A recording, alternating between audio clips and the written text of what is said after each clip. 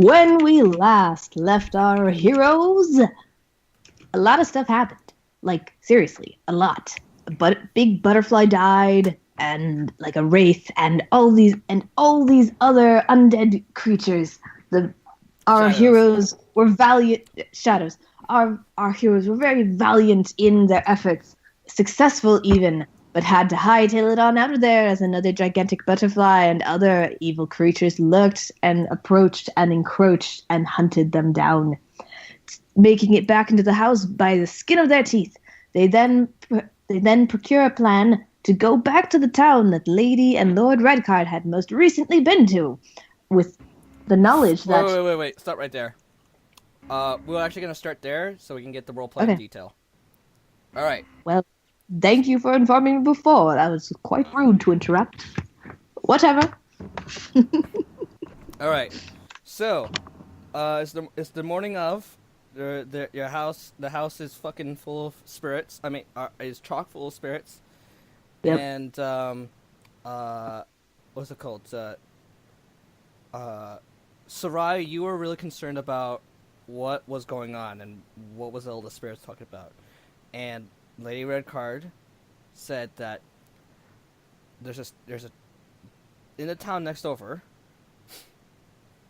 They met a lady, and Taman met that lady too, and that she would ramble about winter spirits, and it would be best that you can probably get more information regarding those spirits over there, since you know it seems to be that there isn't really much written material about it, except for some that she herself says she has written. So perhaps Well, that she would can almost give imply like it's either extremely rare or it's common knowledge. it's a bit of Just both. saying. It's a bit of both. I'm just saying, like that's what it seems like. That would be the logical point that Sarai would come to. Yes. So she says that's a good play. That's a good way to start. Can we Any not ask Noru about it? Noro has no clue. Okay, She's so she's curious too. She's not. She's only heard like she like oh right, because she's from further south. yeah. She's not very well aware about winter spirits. Got it. Okay. All right. So anything And anyone wants to do spirits in before the they house leave are the behaving. place? Oh, I was asking if the spirits were behaving themselves. Oh, they were. They are. Okay, good. So what do you do? Well, I thought you said that we would promptly leave there and Are you gonna go. leave? Oh, well, I mean that would be the plan. She would prepare. Soraya would prepare her spells for the day, and that's gonna be me adjusting my spells. Um, and what other notes You did I you you put? you find power with after the strenuous battle. All you guys find new power within you, except for Taman Yeah. because he didn't level up his stats. Okay. Anyway, so do you go? Yes. Then you go. It's a fairly uneventful trip. And Oh, oh, gosh darn it. Did Noru come with us? yes. You get there.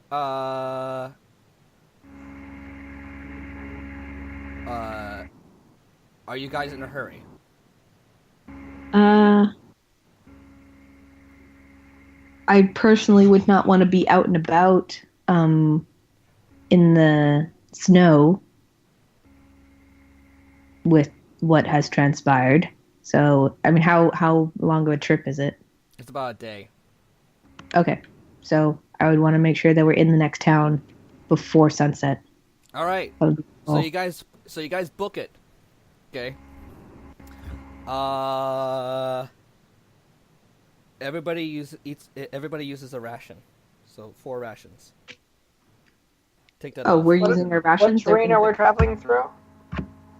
You're traveling on a road, so no forest, you don't have to go ahead and bushwhack anything. Well, I'm asking, would we have not uh, just gotten food from the house? Oh, well, I guess you could take some food from the house and then eat it along the way. I mean, that seems the logical point. Would you do that? I would say yes. Okay, I'll let it go. All right. Next time I'll just say, "Well, you didn't say that, so you didn't do that." That's why I was waiting for so long. Are you gonna go? Okay. All right. Anyway, Okay. so Um, you guys do that. You ride. on the way there, I want to ask Noru if she's seen. Soraya would ask Noru if she's gotten one of those new identification cards that the D and youth are wanting to distribute. I don't remember. Did I give her one? Yes. Yes. She says yes. I ask if I can see it. She shows you it. Soraya studies it. You study it. We'll get into detail about that later. All right. Unless you want to do something. Not really. Just want to make sure I can identify it if I ever see it again. Are you planning to forge it? I want to see what it entails, and I would want to show Lady Redcard as well. All right. Basically, Along the way. pass it around, because along the way, or this is what you said. Yeah. Okay, this is along the way. It's along the way. So we're going. Everybody roll intelligence rolls for memory. I mean, I'm not gonna try and memorize it right there and then and try and forge it. It's just like here's this thing. You can. You got plenty of time to do that. I'm not gonna do it in front of Noru. That's mighty suspicious. Okay, so you're not gonna do that. No. All right, fine. So you just have a general. You're familiar with it. Yeah, All and right, great.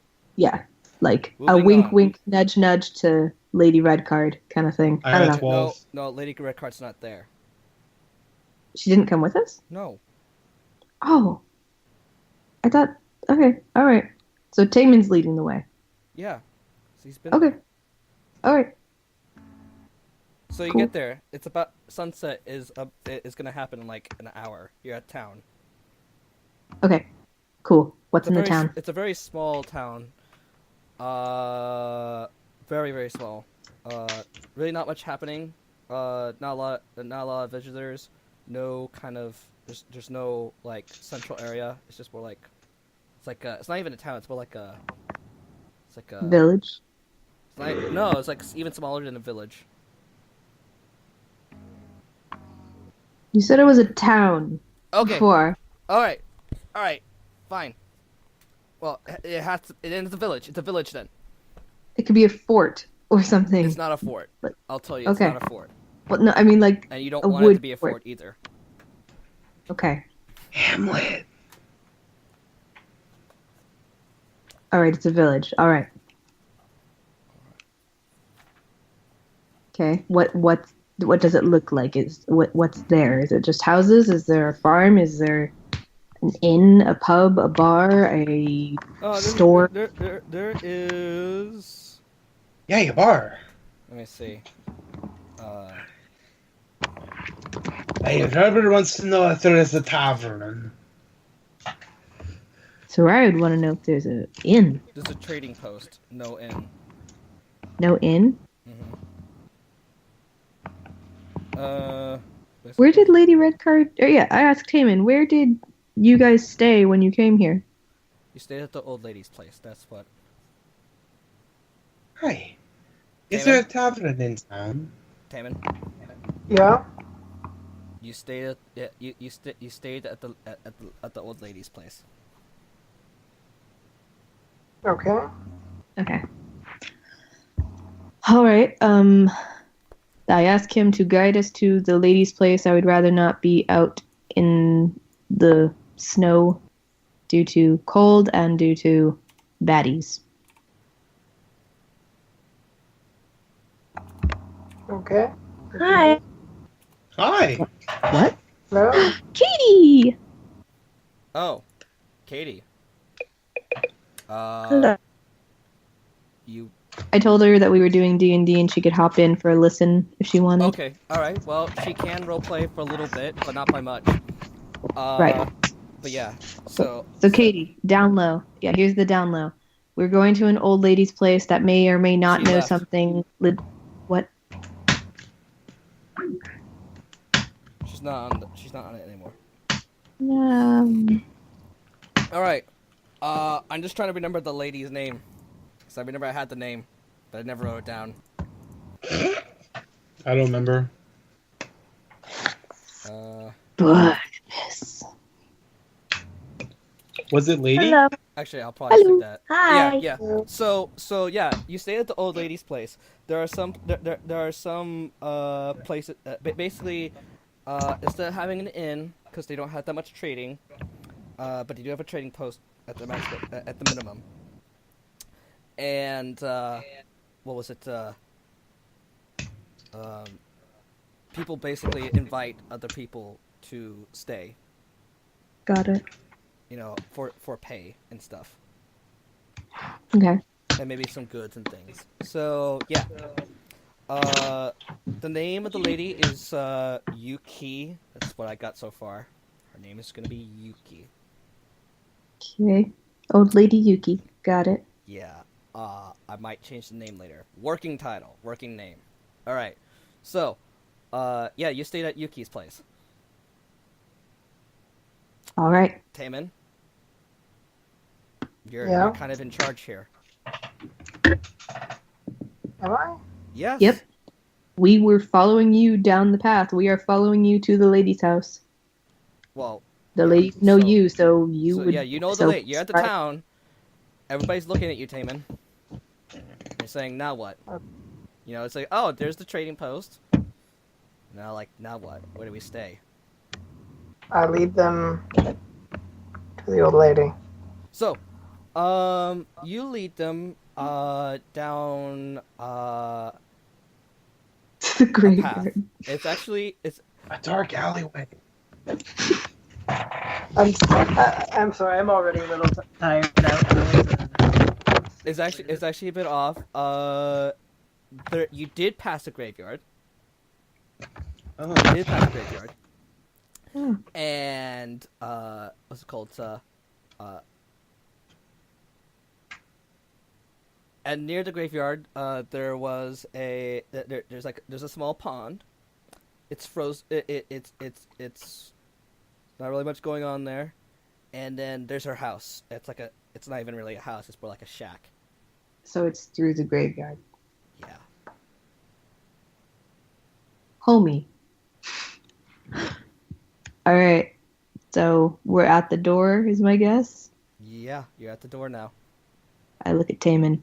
Sarai looks at Taemin. Intently. Taemin, Soraya looks at you intently. Okay. Wow. I'm lost. I'm sorry. You're the one who met this lady.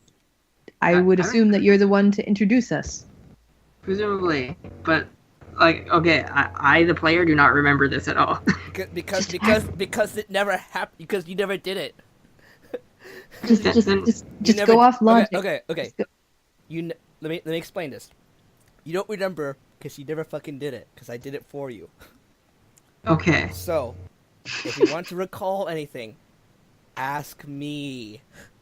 Okay. Like, So what? It's like, so Joseph, so DM, what do I know? What can I tell my players? What can I tell my companions? Because you do not fucking know. Can you tell me what I need to know for, like, doing anything here? Okay, so you know that she's kind of crazy. She rants a lot. Granted, she is very hospitable. The reason why you stayed with her last time was because, what's it called?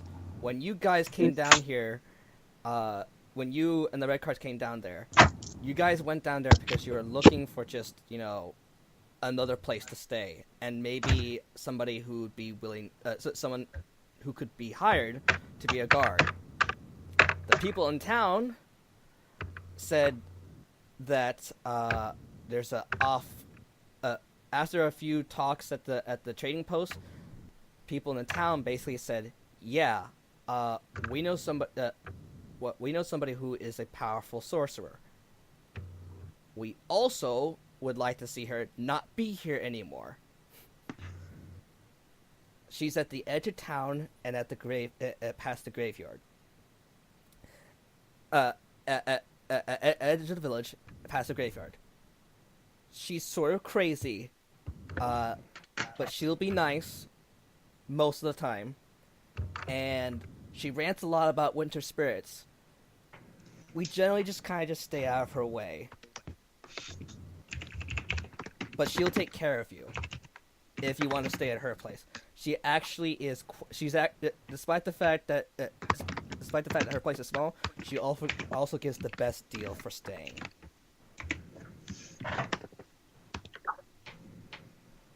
Okay. What you know about her personally is that she does rant. She does go off on rants.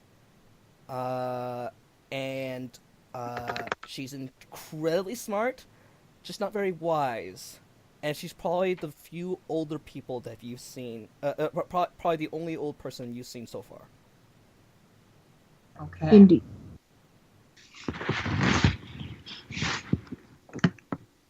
So I relay that knowledge to my companions. Oh, come on, say fucking something. You can't Something, tell them come everything. Okay. I'll start again. Soraya looks at you intently, and as you look back at her and say, "What?" she says, "Well, you're the one who met this woman before. I would assume that you are the one to introduce us."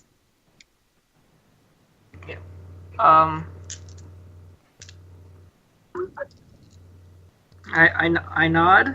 Like we haven't. She's not right in front of us, right? No, we're outside her door.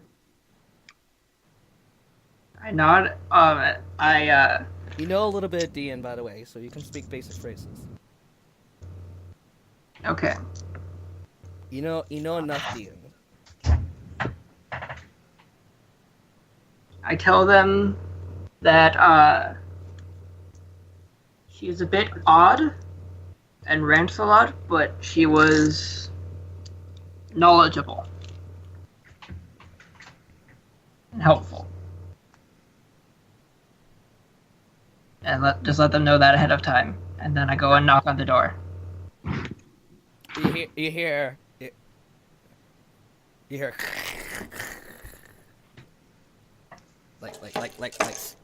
like stuff. Bones like around. rattling. Okay.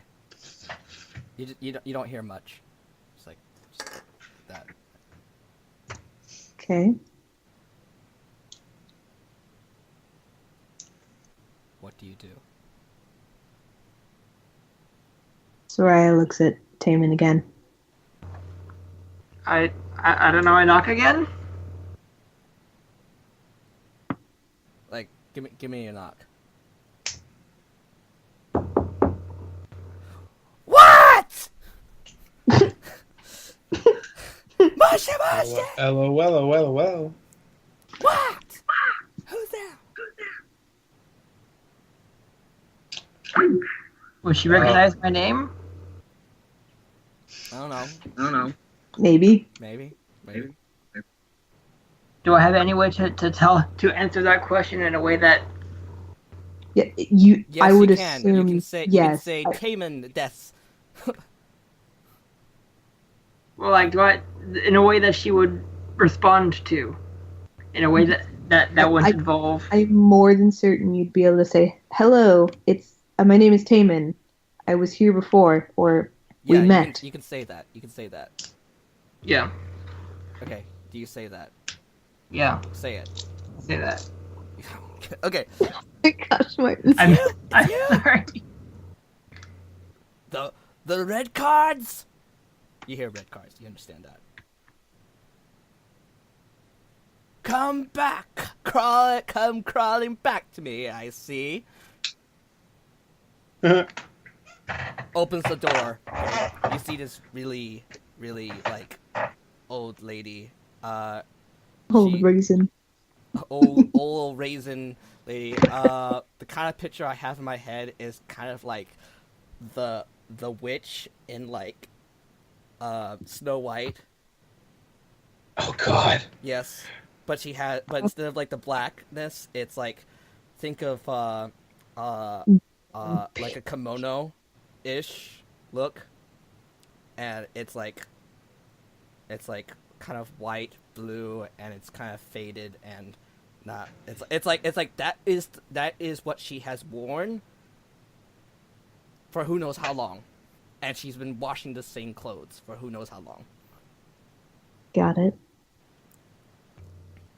And I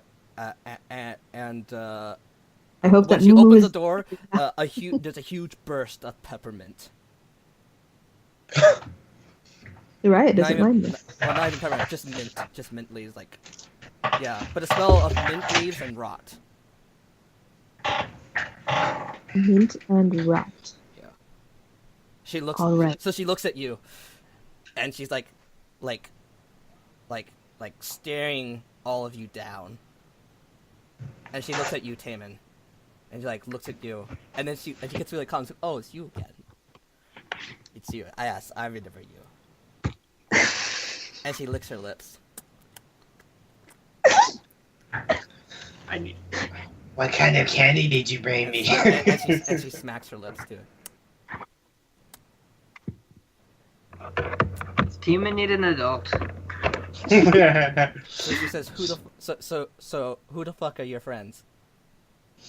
Here, huh? She points at them with her bony finger. Are they friend or foe? Friends. Well, come on! What are you standing in there? Come on, get in. And her little like hobbled kind of look with her, like holding on to like whatever she can, like motions you guys to go inside. Soraya enters, giving a small look between Balbar and Taman and Noru.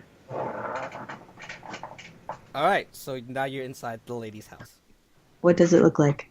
It looks like a room with a lot of hoarding, a lot of like not a lot of stuff kept. However, everything is still like she has a collection of these of these jars. She has a bookshelf with books. She has several chairs, like a lot of she has like there's like 4 chairs and like a bench, and what you think might have been a swing, but it's been like a bench swing, but it might have been brought indoors and just put on a few rocks, like on a few like big rocks and a stump. Okay, so there's seating Yeah, and a lots of single seating. bed. So she has a lot of seating, like more seating that would ever be necessary for a single woman. And only one bed 1 bed, yes, it's hers. that we can see. No, or... it's not a bed.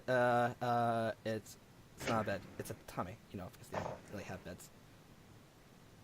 Okay, tatami. So basically, it's a gigantic room of a house that has a lot of clutter, smells of mint and garbage. Yes. You can see also there are vines of mint inside the house.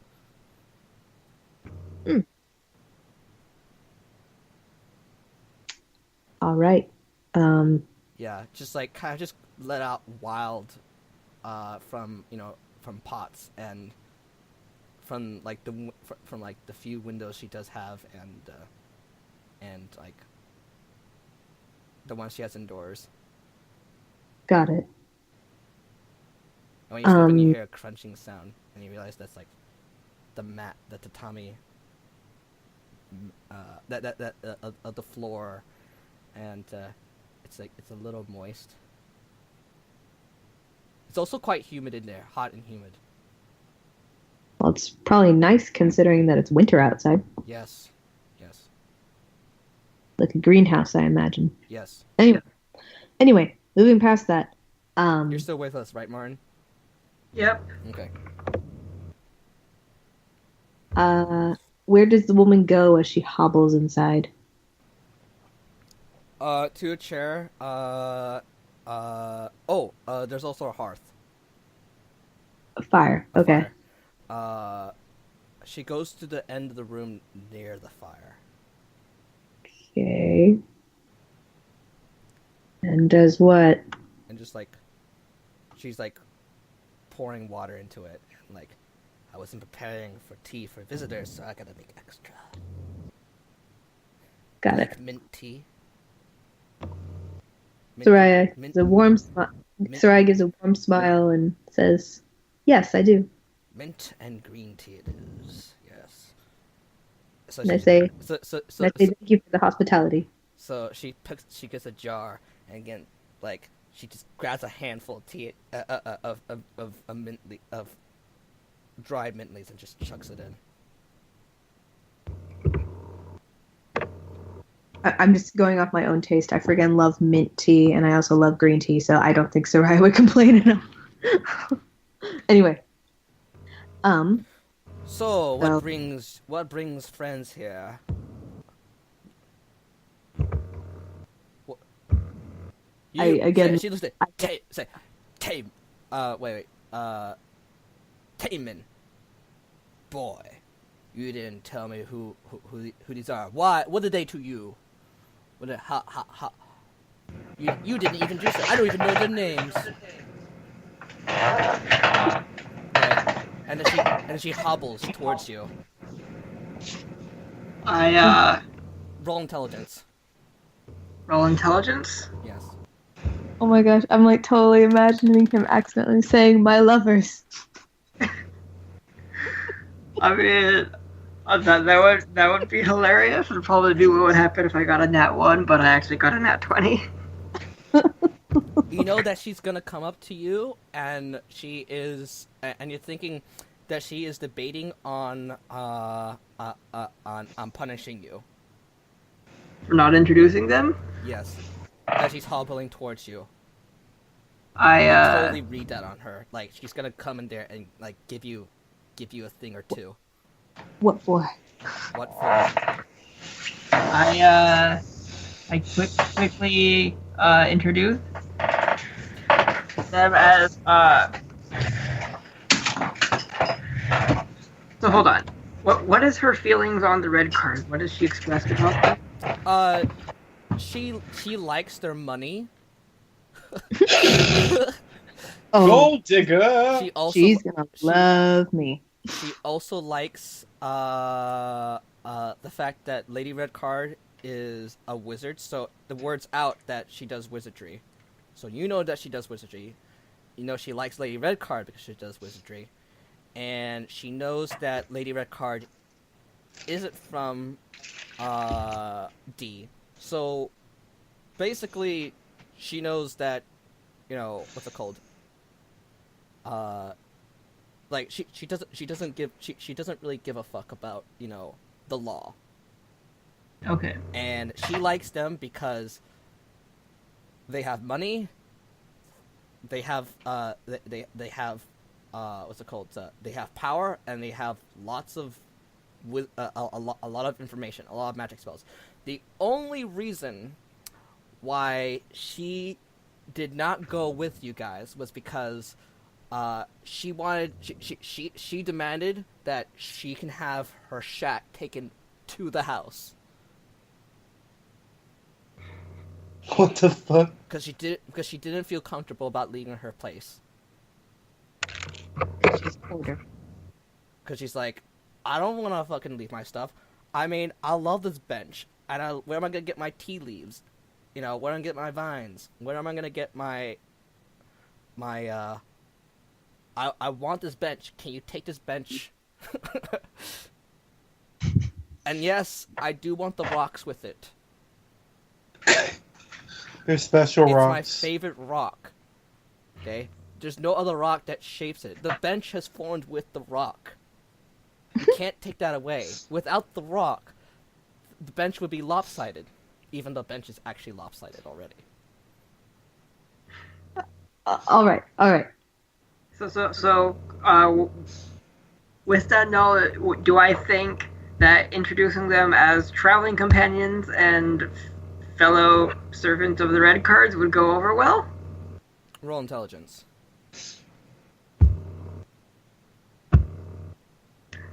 I rolled a 3. With advantage. I should probably say that. 16. Okay. It is a good idea. However, you gotta be careful about information you give out to Noru.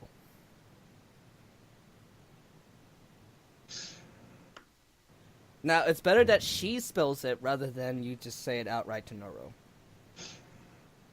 Out loud in front of Noru. Okay. Well, introducing as servants of the red cards wouldn't go bad with Noru, would it? She knows about the red cards, at least generally. Yeah. Just the cover story. Yeah, so introducing them as traveling companion, Soraya and Valbar and Noru as my traveling companions and fellow servants of the red cards would be fine. Yes. Okay. Yeah, what? Is Valbar... Will they be suspicious of the name Valbar, considering it is a gnomish name? Do you have a cover name?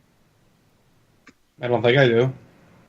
Martin, you have to go ahead and cover make... name. You have to give up a cover name. You also... But also, Soraya has a cover name. You should already know that. Yep. Give him the cover name, Rachel.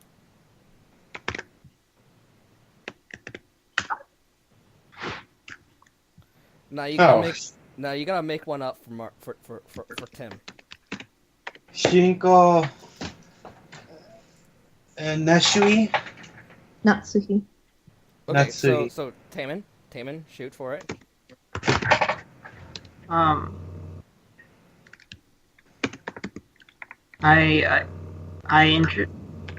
would be a good name for Valbar?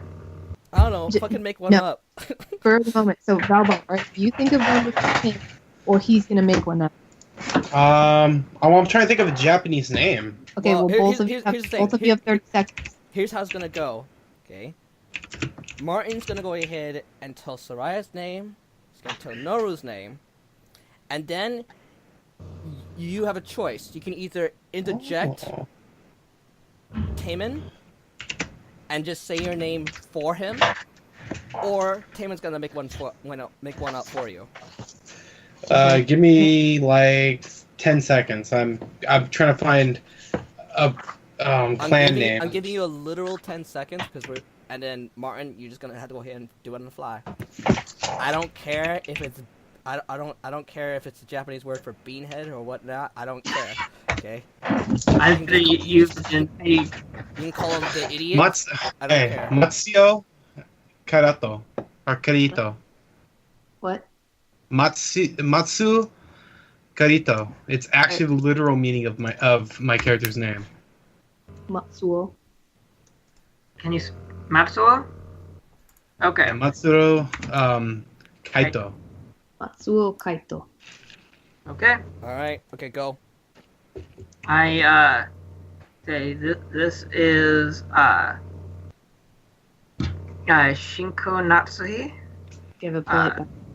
Noru, what's her full name? Or is she just going by Noru? Just say Noru. Noru and Matsuo Kaito. They are traveling companions and fellow servants of the red cards. And she says, "Oh, very well. So, he sent you here. Yes. Or did you come on your own volition?" We came on our own, didn't we? Yeah, we came on our own, but she's asking if the red card sent us or if we came here because we wanted to. I think honesty say that we came here on our own. It's your choice. You're the one talking to her. Okay, that's what I do. We came on our own. Mm.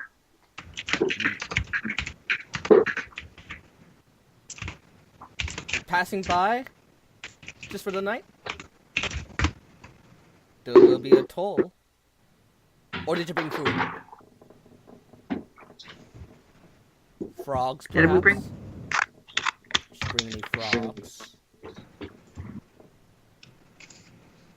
Was that it? She asking if we brought her rocks? Frogs. I have a bottle of mead. I interject and say, I can provide. All right, I have the food. I can provide the food. Not to worry. All right. Well, you can rest here, and I'll have you some tea. Glad that you provided the food, so free of charge. Have a good night. All right. And then she looks out at she looks at the sunset. Did she go into sleep mode? No, she's just staring out at the Okay. sunset. She's Well, being a weird old lady. While she is looking out at the sunset, I say, I hope that our tastes align, and I use that as my create food and water spell. Without her knowing. Well, no, I say that I hope our taste in food aligns as my spell, as she's looking out the window, Oh. facing away. Oh my god. Okay. So there's just gonna be all the food out there. For all she knows, I just did a spell. So She has no idea. I really. What? She may not know. She's looking away. Exactly. So that's why I did it. So yeah, you cast a spell. You did your stuff. That's your verbal component. Yeah. All right. 5 minutes Then- pass. All right, and then I just kind of make it sound like I'm pulling stuff out. She's In the also- meantime, she's like, oh, the tea must be done. As she gets up from her chair, okay, and like she actually still hasn't seen it, and she rotates her chair, okay, and she turns around, and she's like, oh,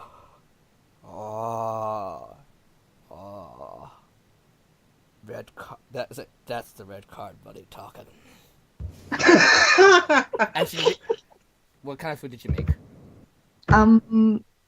well, I don't know if I have any exact control over it, but my guess would be it's something generally local.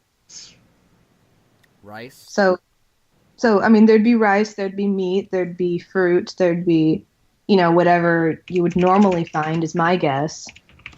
All right. So she reaches down and grabs a dried frog. Right. And then she gets and she's like she grabs it. Do you come with utensils? It does not come with utensils. There's a big pile of rice. There's a big pile of rice, cooked rice. I Uncooked personally rice. have cutlery, so I use that. So she's a. Can I? I see you have this big pile of rice. Can I take it all? This is like a gargantuan amount of rice, Joseph. Like the food is. Let's see. Like there's enough for all of us, and You like tell me- half of okay, it okay, is right. Either you tell me how much is there, or I say how much is there. Well, yeah, it's enough rice for 5 people. 50 pounds. That's No. way more. It's probably. I'd imagine it's it's like not a pound. all rice. The whole thing isn't all rice. for God's No, sake. I'm not saying that. She says, can she take all of it? I personally wouldn't have any objection. She's letting us stay here, so I say, fine by me. All right. So she goes ahead and goes back on the shelf, and she finds the biggest bowl she can. It's just a wok. She gets a wok and just like pour and just like shoves the whole thing and just fills up the wok.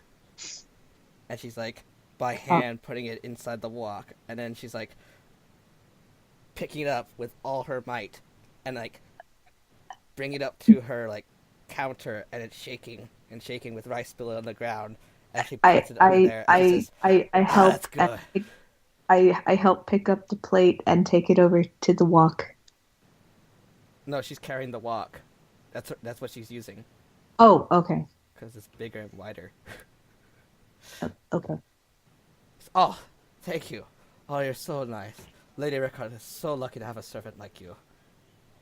I Hmm. smile and give a polite bow and say, "Thank you for the compliment." So while we're eating, Yes. I would take the initiative to Fucking time. ask her about, or to ask her, or basically to say, so as Taman said, we have come here of our own volition because we were informed that you know a specific amount of information. Yes, I know quite a lot. I wrote a book once. Really? Yes. Nah. And what was this book about? Timon, you know exactly what this book about. You've I'm heard it asking before. I'm asking. I'm just telling Taman that he's heard the story before, and he's rolling, and this is something worthy of rolling his eyes. It is a book about the winter spirits. Yes, and my time doing studying with them with the government. They don't understand how big of an issue it is. And she starts pacing around slowly. It's like, With her wok of rice. no. But she is Okay. holding a spoon. A All right. silver spoon. And I tell her, I kind of interject before she gets on a roll, and I just say, "Oh, that's actually the reason why we're here." She looks at you and she says, "Well, I'm quite flattered, but I personally haven't had it printed for quite a long time. All I have is a few copies. They're quite old. Okay. Are you sure you're gonna be taking that condition? I could go ahead and put down an order for you if you want to go ahead and buy it somewhere. Hey, But I'll go ahead and take a Joseph. upfront pay. Yes. my character has a bunch of money. He could kind of front it, most likely. Unless it's more than $5,000. Well, make it seem like that you don't have $5,000. Okay. Well, I ask her, just what condition are the books that you currently have in? Like, may I see one?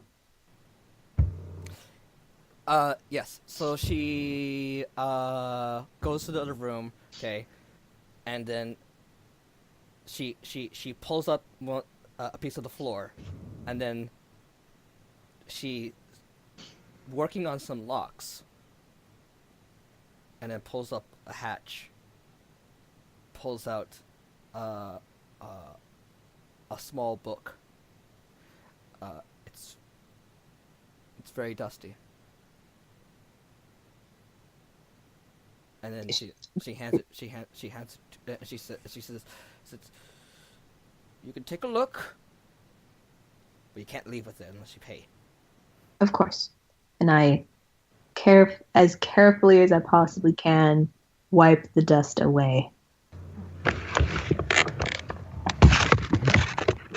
Hmm. Does it show any major signs of damage? The ink has on this. The ink is faded on quite a lot of it. Got it. And how much is the book? She says, Right.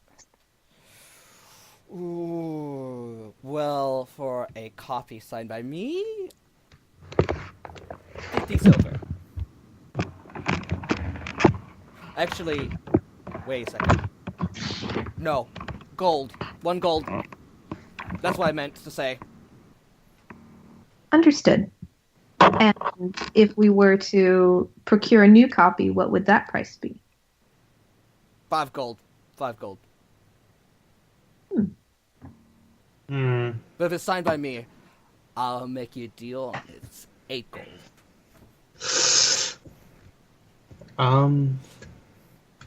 Valbar pulls out his bag and pretends to be counting less than 10 gold. What? Huh? What do you mean less than 10? I'm make- trying to understand your statement. I'm He had to make Valbar it look like he's not fucking rich. Otherwise, he's gonna go ahead and try to haggle him. I'm making it look like I'm a poor mother. Yeah, It's like- I'm not even gonna bother pulling out my coin purse. So Valbar sits there contemplating and says, it's probably a worthy investment. After all, it is signed by you. How about 10 gold for it? Well,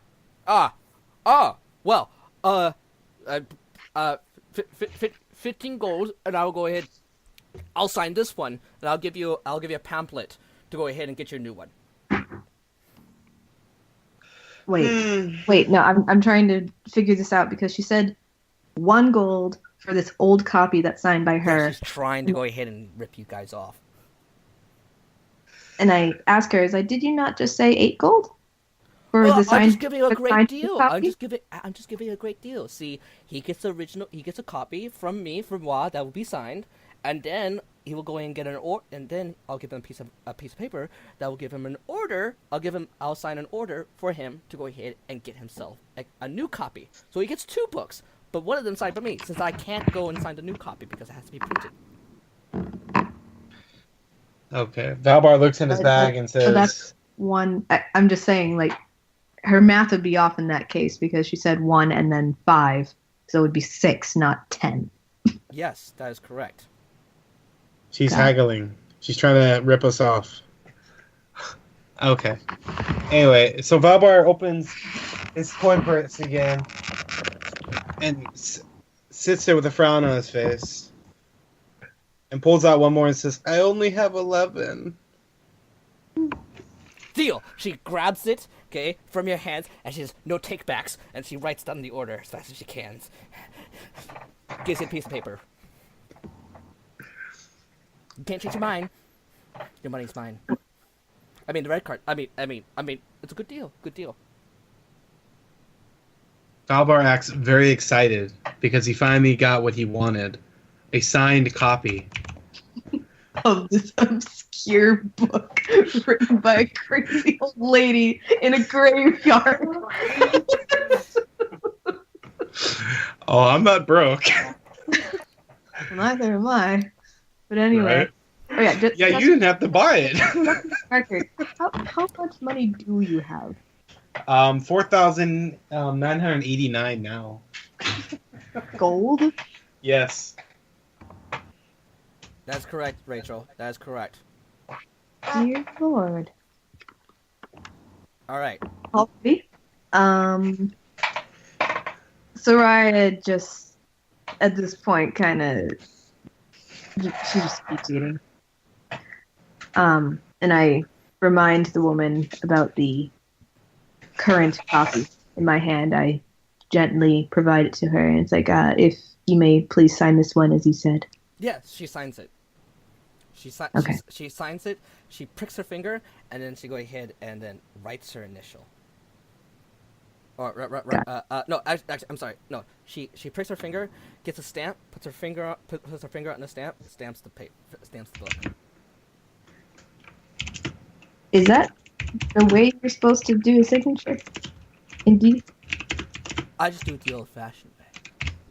But no, I was asking you, the DM, but Typically no. I'm guessing you saw. I'm guessing she would have seen my look, like my look of confusion. Yes, understood. Got it. Okay. So then I hand the book to Valbar. She knows. She says, "I know what you're thinking, but that's only because you're such great customers." Well, then, yeah, that actually would be extremely valuable in that case. All right. Anyway, I hand the book back to Valbar and I say, "Here, since you seem the most excited out of all of us, I think you should be the one to read it first." And I kind of smile to him and wink, and then I look back to the woman. I say, "In the meantime, I was since he's reading the book currently, is there anything?" Could you please answer a few questions I have? Of course. when did these spirits begin? Yeah, how long have these spirits been here? And Well, it is my hypothesis that they might have been that might have been here for at least more than 300 years. For at least 300 years, at least. Could be, I guess, well, my book says that based off the numbers, there couldn't be any past. It could be the amount of winter spirits that could be out could range from 400 to 600 years. We're thinking around. I was thinking around 500 years, perhaps. I gave a small nod. The country was in quite an amount of turmoil back then. That would make sense if something calamitous were to happen to cause these spirits. Well, yes, it was a terrible, terrible time. Although I wasn't alive back then. Correct, and neither was I, and I gave a little smile. And then I asked her, and what... Now, do these spirits come in any particular form? Well, yeah. Here, she grabs the books and she shows you that spirits. No, I'm gonna update as we go. The spirits come in shadow. She says, "Well, I believe there are. I have come to assume that there are 3 stages. One is the lower ranking stage, like."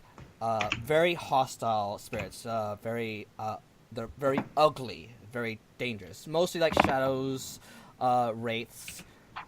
Typically not will-o-wisps, and more of the sinister entity. Very sinister. They're extraordinarily hostile. I should know.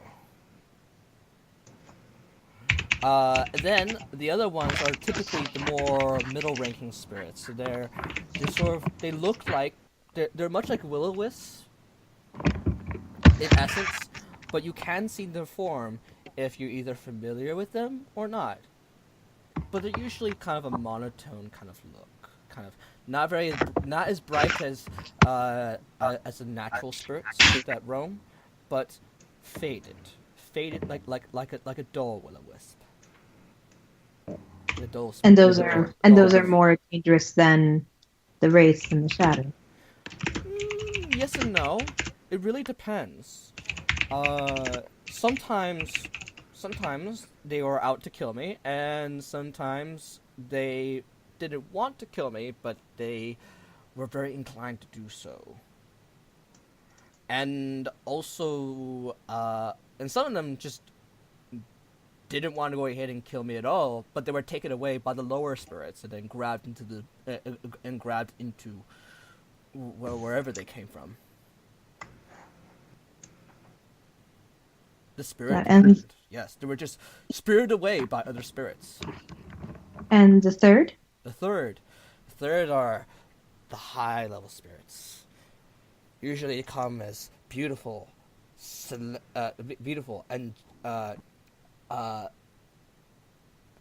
glorious beings. They glow brightly. Typically, they have a hue of pink with them, or some kind of pink signature. Usually accompanied by the presence of the snow turning into cherry blossoms in some way or another, or some signature of cherry blossoms. They're quite rare, and they're quite the symbol of doom for those who meet them. Destroying them, fighting them, it's usually not a good idea. They usually it condemns the person who slayed them to, well, death. They will hunt them down relentlessly. Doom is their only path. Doom. They don't last too long after that. And what do these spirits resemble? Are they like shadows, wraiths, will-o-wisps? Sort of animal?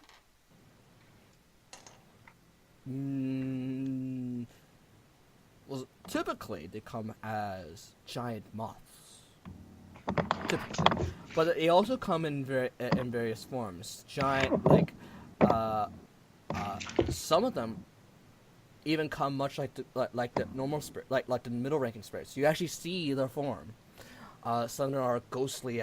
Some of them are stronger, more warrior-like, much more prepared for battle. Usually, those ones are very, very hostile. Those ones are out to kill you, for sure. Moths are one thing. Giant jellyfish-like beings are another. Then humanoids. The humanoid versions are the final form, or at least the form that is rarely seen, and the ones that you want to see the least. Understood. Yes. And They don't. Sometimes they come alone, but over time they will come in packs. They'll come in large groups. Yes. Oh, it's terrible. It's terrible. And oh gosh, I had another question. You said that they prey upon the unaffected spirits, the neutral spirits. You said. The second ranking. Well, the third ones don't. They usually just kind of just not even part of it. But the second ranking spirits are just they're there. They're not as hostile. But they are dangerous.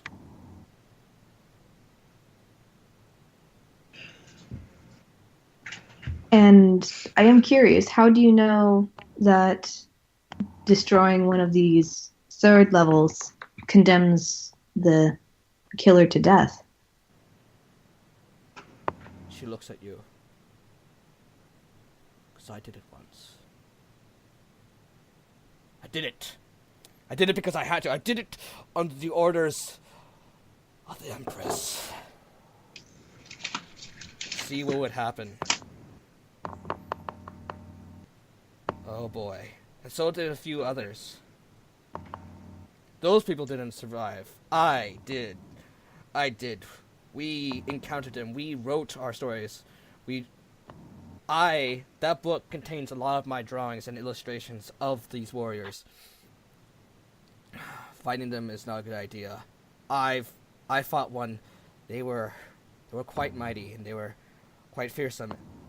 And after defeating them, they just come back. They just come back again. Again and again and again.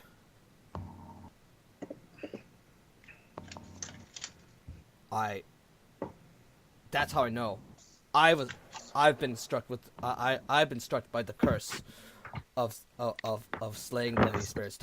Coming in contact with the winter spirit condemns you basically to an ever higher to an ever increasing level of relentless hunting, relentless chasing down, and you are the prey and they are the hunters. First they send the crazy.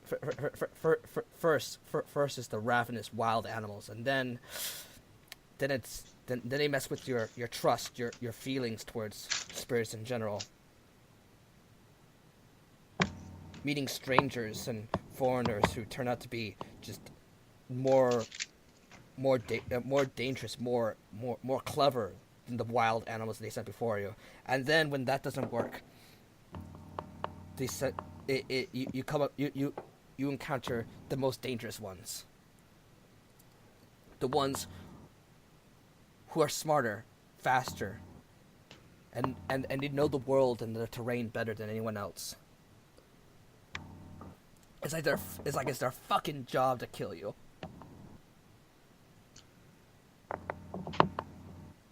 Sarai goes quiet for a moment. And it's just absolutely nuts.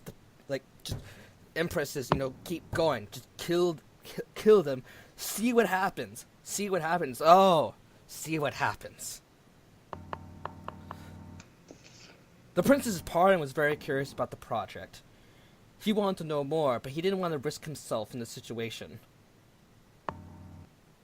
Just felt like rats in a big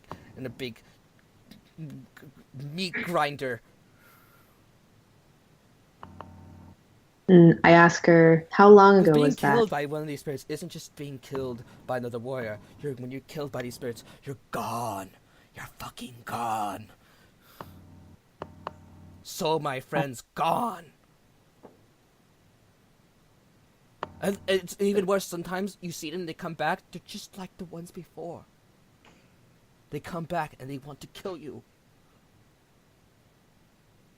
Soraya asks, how long ago was this after you killed the moth?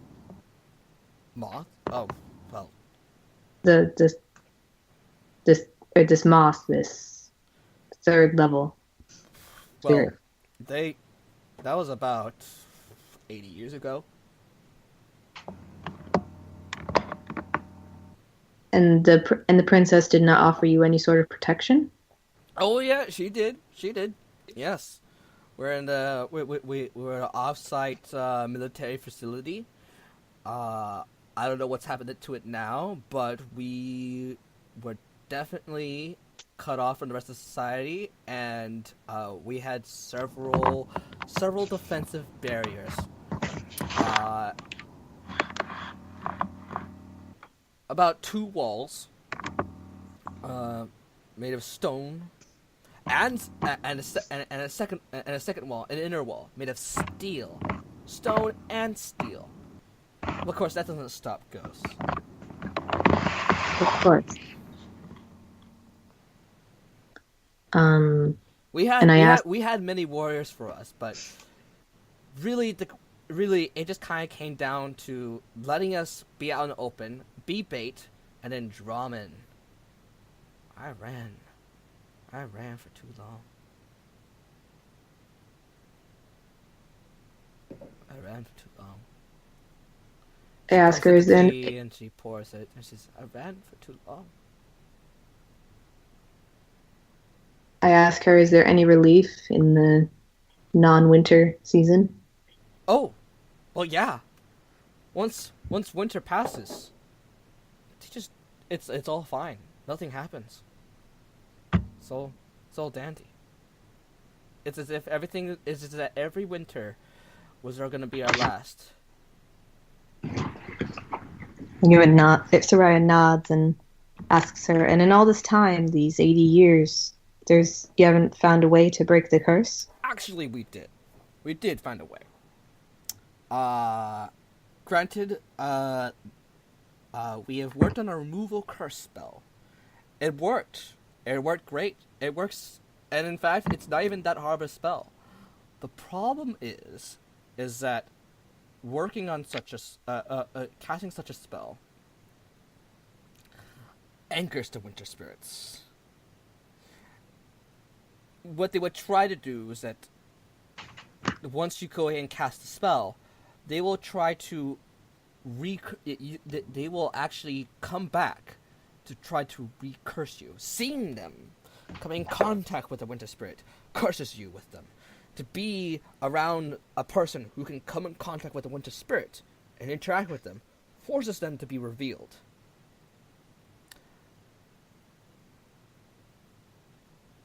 By being forced to be revealed, those who witness the winter spirit are also cursed.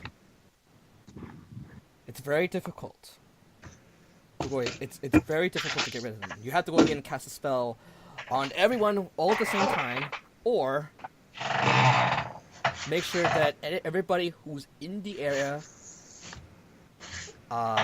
who can be relieved of the curse must not come in contact with anybody with a curse until the winter comes, until winter ends. Very tricky. Very tricky. We released the remove a curse spell a little while back, and one town that used it, well, they were decimated. Because they had 2 people there, and by the time the first and before the second person was relieved of the curse, the whole town was basically overrun by spirits. The winter spirits just take out the whole place. Doomed it. Terrible, terrible fate. You will never see them again. Lowen's entire generation's gone. And Soraya. It's much better that if you have the curse, you just go away.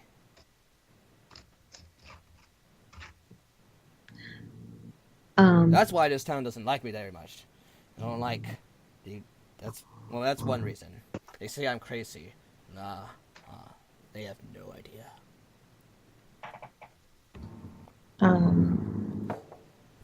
And the contact, though, is that simply eye contact or touch or distance? You seem awfully specific about this.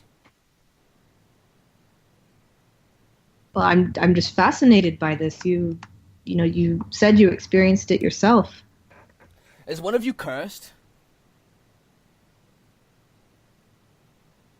And she looks at Noru, and Noru's got this terrified look on her face. My poor child. My poor child, she comes to you. You've been cursed. She's been cursed, hasn't she? And she holds her hand. She crusts it. Well, don't worry.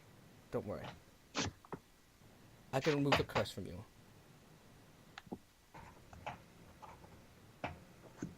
And then you'll be safe. And you can go back to your normal life.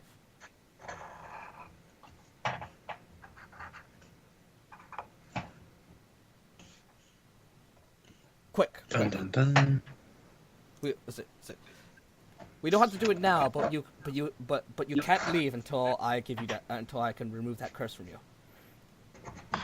And Nora nods and says, yes. And she looks at all of you. Oh, cursed. None of you have been cursed, have you? She's the only one, right? That's why you brought her here? Is it bad if we don't speak up? Well, that would be heavy implication. And I ask her, that is one reason why I asked about contact. She comes up to you. Roll intelligence.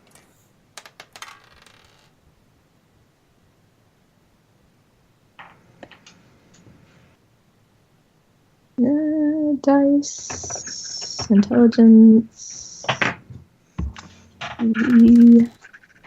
D20. 19.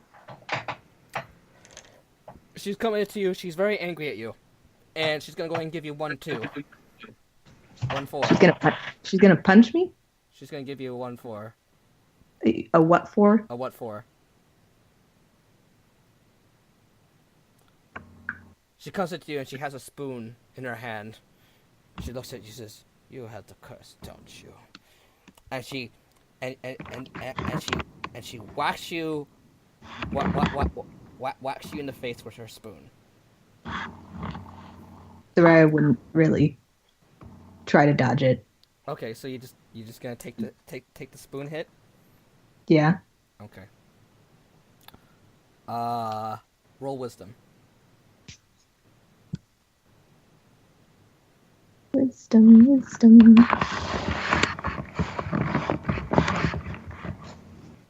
16. Okay.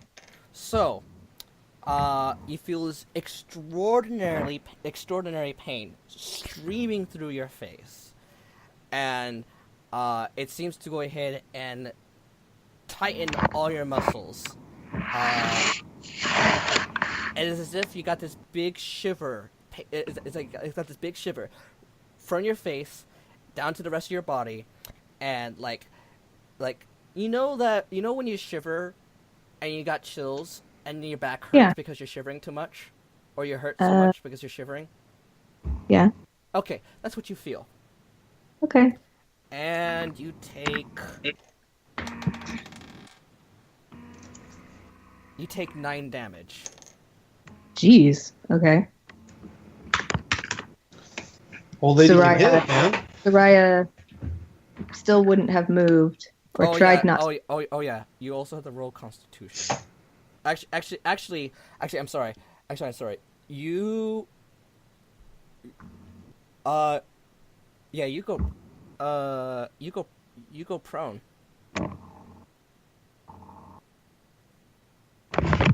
So basically, I'm just there, basically yeah, sat. Yeah. So I'm basically there, sat in shock, essentially. Oh yeah. It feels awful, terrible pain. Well, I'm not saying it doesn't feel terrible, but I'm just going to describe what Soraya would have intended, like from the interaction. Like, Yeah. and you can tell me if I can do it. Basically, Soraya would have seen the spoon coming, would have taken it, really not knowing what was going to happen, feeling the pain. I assume that since it basically tightened my muscles, I'm not going to fall to the floor, but it definitely did hurt, so I can't really hide that. But Soraya would want to still stand, still sit firm and look at her, trying to be, and basically being very honest and say, I did not know there was a curse. We were only told that you knew of the winter spirits. That's why we came here. I too have killed this level 3 spirit. It was in the form of a butterfly. It was taking other will-o-wisps away, and I couldn't watch them be taken away. I did what I thought was right. I bet you did, she said. I bet you did.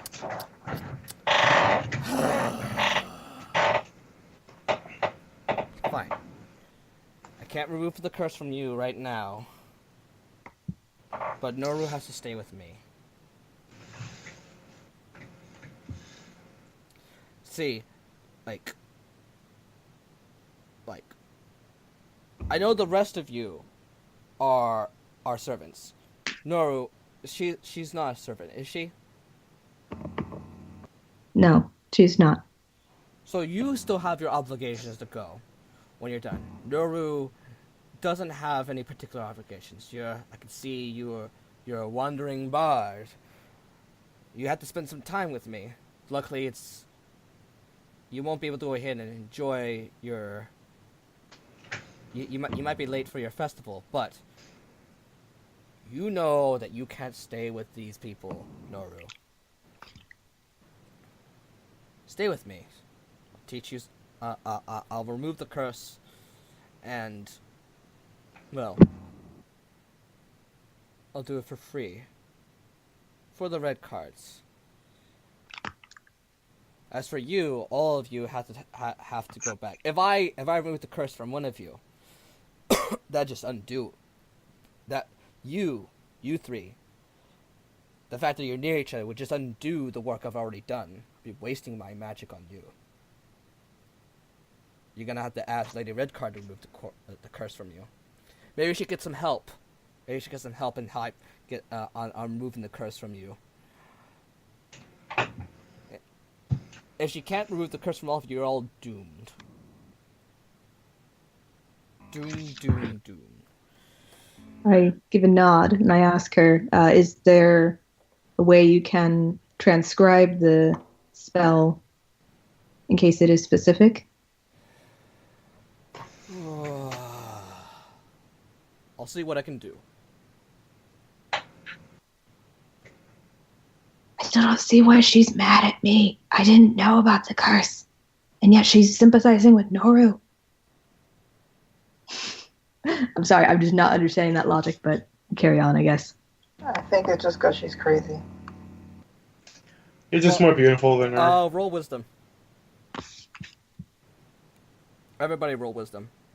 Alright. Because Nora's cute, isn't it? No. Soraya's beautiful. I am. I got a wicked awesome scar. 21. Okay. So How'd you roll 21? So As my plus totally 4. odd. Duh. anybody else? What's Give me a everybody sec. else I still gotta roll. I grabbed my dice. I got a 16. I got a 20. rolled? 19 plus 1. Alright, so all of you guys know that she's very smart, she's not very wise. She's very impulsive too.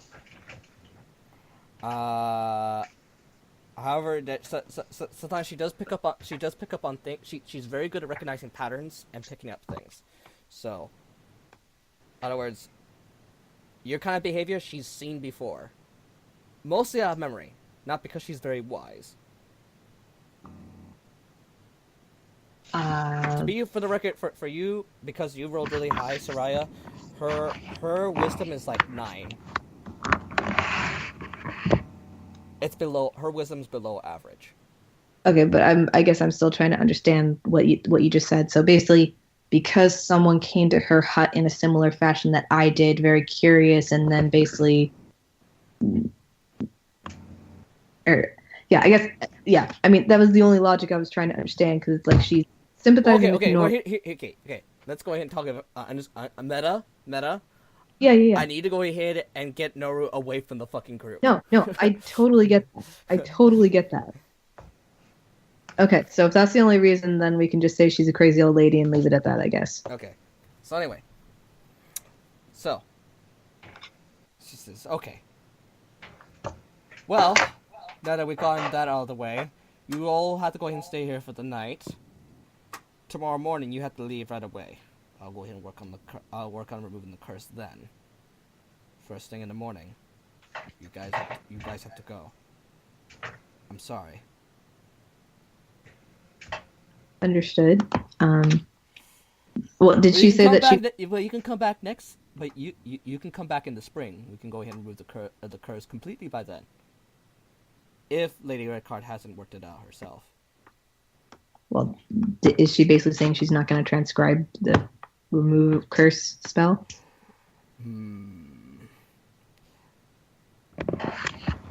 I will transcribe it. I'm gonna need some material though. I'm gonna need some payment. Transcribing the spell is actually gonna cost some money. Well, I mean, hold on. I don't mean like write a scroll or anything. Like this is meta. I'm not saying like. Okay. In terms of writing spells, Rachel, it actually you can't just use ordinary ink. Okay. You can't just use ordinary paper. You have to use magic paper and magic ink, specifically for casting spells. It's wizardry. Hey, meta. Is it possible for me to pass coin to any of the other characters? Yeah. Or would I have to pull them out of my bag? You can pass. Is there a way for me to hide the... Do you have any on hand? Well, my character has $5,000. Well, do you have any in your hand, not from your pocket? I don't know. Or Is there a way for me to sneakily put it in my hand? I'll just roll to see if you got any in your hand. Yeah, you got some in your hand. So you can sneakily pass it. Okay. So roll dex. Okay. This is probably gonna be hilarious. It's a D20, right? Yeah. Yep. Stealth. I rolled an 11 with no modifier, so I failed it pretty much. Actually, you can do that. You just gotta go ahead. You just gotta do it while she's talking and when she's not looking at you. Okay. All right. So that said. So yeah, going on. This is gonna cost some. It's gonna cost some money. Whoosh. I'll tell you about how much it's gonna cost tomorrow morning. It'll take me quite a bit of time to transfer it.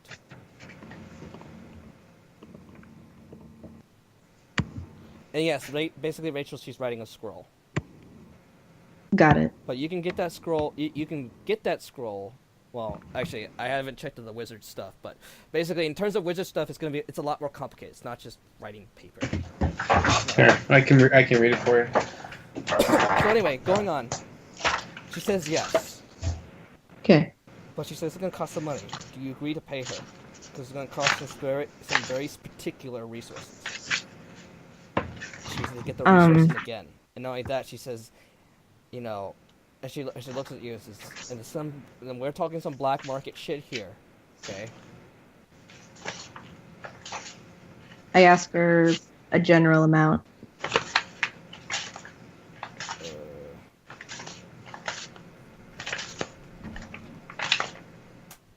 And she like looks at you guys. It's like, roll wisdom, Rachel. Okay.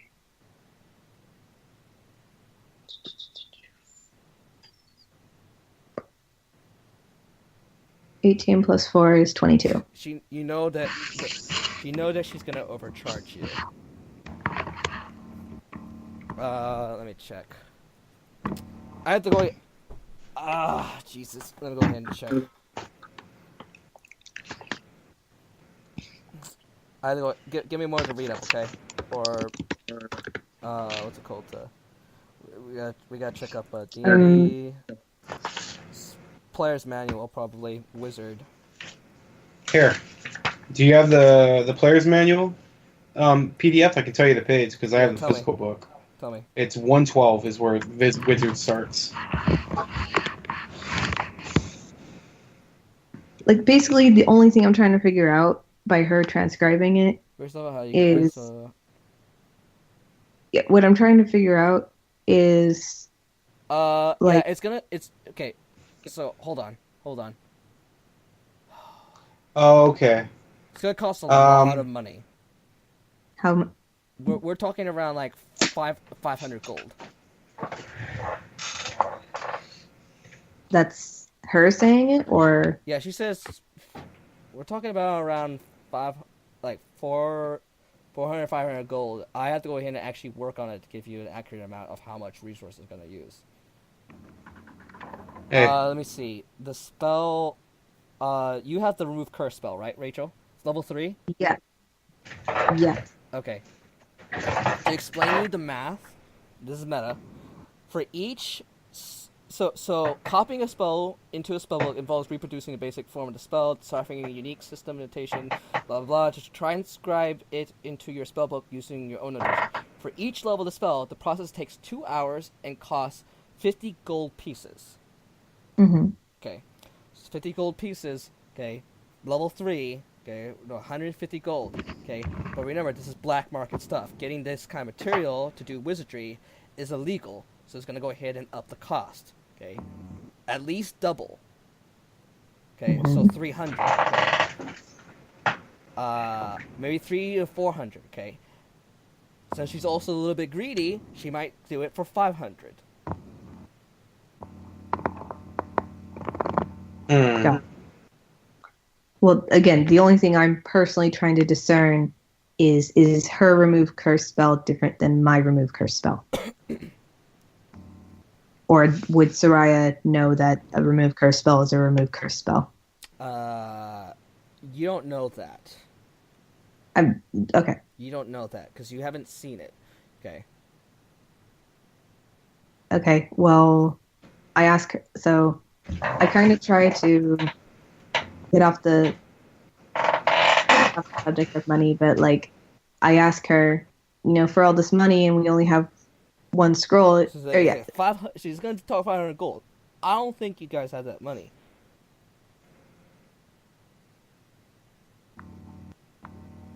Almost no one does. I mean, I'm not sure if Lady Redcard has it already. I can certainly transcribe it to you, but just writing it, okay? I mean, I wish you guys. I mean, if you guys wanted to remove the curse, you should have just figured out ahead of time. Well, of course, you didn't know there was a curse in the first place, so. Yeah.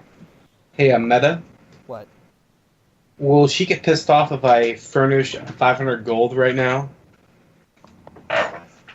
Roll wisdom. Well, yeah, I was going to say roll. Well, I'm saying before I freaking do it. Well, no, roll. No. Basically, Valvar would have to understand, because you can ask Joseph, but he just told you to roll, so you're going to roll to see if Valvar thinks it's a good idea or not. Valvar definitely doesn't think it's a good idea. He rolled a 3+1. Whoa. You actually think it's a great idea. I before like as I was trying to say, I asked her, let's see. Valbar, I just let you know, with that role, Valbar, you think it's a great idea. But yeah, so basically I try to I'm also giving you guys like what, 15 minutes, or at least until we're done with this whole house thing. yeah, I know. I look thoughtful for a moment and then look up at her and say, well, if we would have one scroll, I understand having to duplicate it, but I want to make sure that, we have the proper steps. It's basically trying to buy the time before we decide on the actual price. So, you said that everyone in the same room has to be everyone in the same room or vicinity has to be removed of the curse at the same time. Yes. And what would that vicinity be exactly? A day's travel. Basically, if they can find if they can search with you within the time of what's it called, of 20 of a night of the night, which is longer in the winter, mind you, and luckily, since this is the start of winter, if you can just stay away from snow, preferably, if a person can stay away from snow for 12 hours.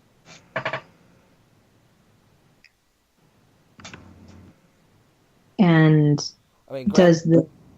granted, right now winter is really close. It could be snowing by tomorrow, okay, but basically a 12 hours journey away. And this is in the winter, or this is basically all seasons. It doesn't change for non-winter.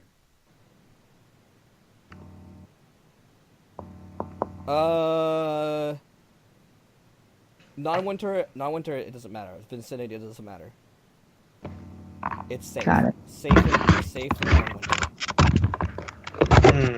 And if we were to travel somewhere where there was not snow? Well, you better hope that you're not alone.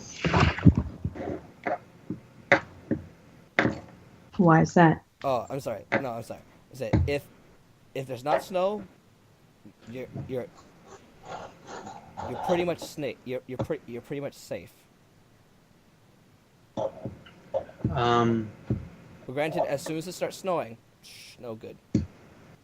You got to go somewhere else. Got it. And as I asked before, what is contact exactly in terms of spreading the curse? Seeing them at all. To reveal them is to touch. To reveal them, you have to touch them. To come in contact, you have to see them. Or you have to be very close to death or dying. So sorry, I kind of have to go out the conversation now. So meta, basically, in order to spread the curse, you have to look at someone. Is that what I'm understanding? You have to look at a ghost. You look at a. That's how you spread. That's how you spread the curse. No. You spread the curse, okay? By contact. No. You spread the curse via proxy exposure. Basically, if you yourself seeing a ghost, you get the curse because either you're close to death or you're dying or for some other special reason. Okay. To spread the curse to someone else, you have to be haunted by the ghost, and then someone else has to witness you being haunted by the ghost.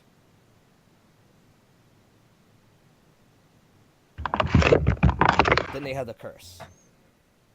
Okay, so but just being haunted isn't good enough. If you see the ghost, okay, and the ghost forces you to have contact with them, okay, Anybody who witnessed that, anybody who is in the vicinity who has the potential to witness that contact, will see the contact and then get cursed.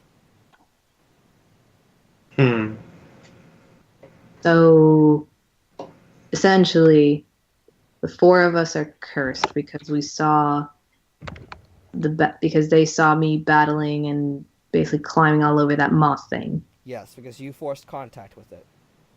Okay. And, well, I'm the only one that had physical contact with it. Yes. But everyone else saw me having physical contact with it. Yes. So which has cursed. Yes, which has cursed everybody. All four of us, okay. Yes, because they all saw you. Oh, okay. So does that mean that the red cards are not cursed? You don't know that. Okay.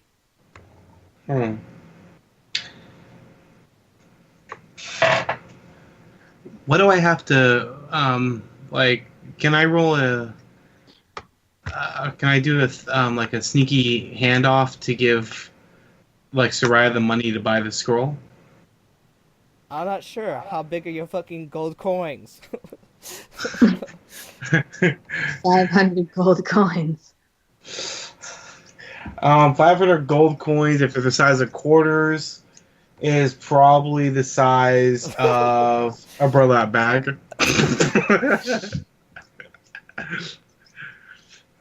It's magic. It magically got kicked under the table. Well, you could always, just hand Taman the bag. Anyway, okay. Taman, are you still here? Yeah, I'm still here. Okay. Yeah. Okay. Oh my god. So essentially, Taman. it's just a whole heck of a lot easier to try and uncurse everyone when it's not winter. Yes. Or all at the same time. Or the hardest way, which is probably the way most people do it. And she's explaining. Okay, we're meta talking. Or every single individual has to go and find a separate curse remover. Okay. And be that distance away. And then, assuming everybody has removed the curse, okay, for safety's sakes, meet again in the wintertime. Meet again in spring.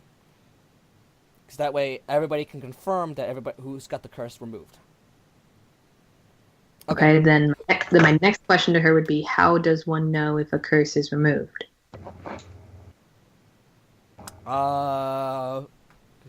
You ain't running for your fucking life every winter. every day it snows. You're not seeing horrible aberrations chase you. That's how you know. You know that you ain't gonna fucking die. I have to come back. I have to use the restroom. Okay. So Yeah. So Taman's supposed to be next to me, supposedly? Meta? Yeah, the way I imagine it is we're sitting in a semicircle among all the multitude of chairs. And I'm so you're in the center, Taman is to your left, I'm to the right, and the old lady is facing me if she was standing in the center of the chairs. Okay, so I literally have to slowly kick it over to the side. Noru would be between you and I. Okay. So you could hand Taman the bag, I suppose. Or I could be a total jackass and just pull over. Oh, hi! I found more coins. Well, you could say. Well, you could also be sneaky and say, "Oh, Taman here just handed me some." What is this, Taman? Oh man, Taman, you're rich. She says, "Okay, anyway, I'm back." So she says, technically, if someone wanted to be an asshole, they could go ahead and just say they got the curse removed and just lie to everybody. Ooh, yes, definitely. I could be that asshole. Again, I'm just trying to understand the logic of that. So basically, you get the curse removed, and you can't find out until the next winter that the curse is removed. If if you got the curse removed in springtime. There's no other way to know. There's no other way to know by exposing, unless you expose yourself in to danger. But okay, and sorry, just one more meta. It's like I'm trying to understand the point where I got cursed. Was it when I touched the butterfly? No. Was it when I saw the butterfly? Roll wisdom. Okay. This is stuff that your character needs to think out. Yeah. Oh, hey, nat 20. Okay. You got cursed when you read the book. Wait, that's not the curse that was. No, it's not the curse. It's not. It's a totally different. Your curse. Okay. That curse. Is a mimetic curse based off information, which has what's it called? Secondary effects of also being cursed, which has the secondary effect of being able to see those seeing winter spirits.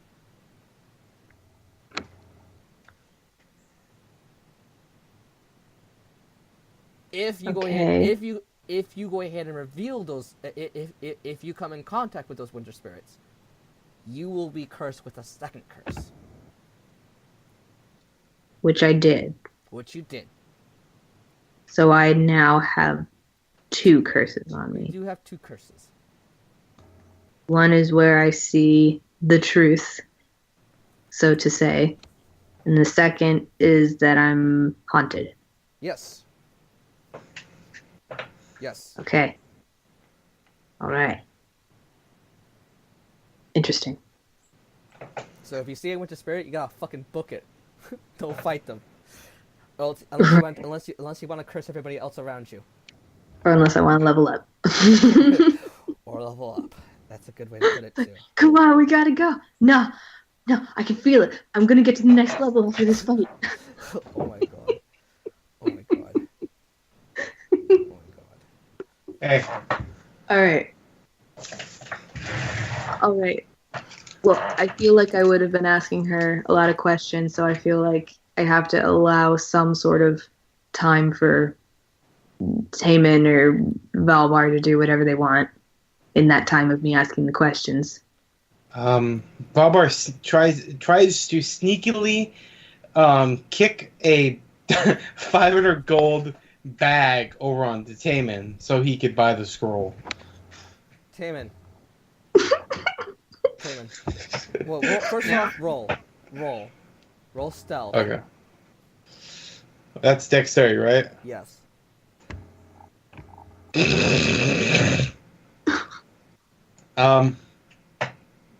3. Okay, so you drop it with a thud. Everybody notices it. Hurry, Taemin, something. this big old bag of something Where did that come from? has landed right next to you, and Valbar is shoving it with his foot, trying very carefully to make sure that nobody notices it. While everyone's staring at him. Well, the lady's facing me, so she'd have she to. notices it too. No, she was facing me, which was away from Valbar. But I rolled You a didn't 3, say so that. it's You didn't say stud. that. You didn't say where you're positioned, so she Oh. sees it.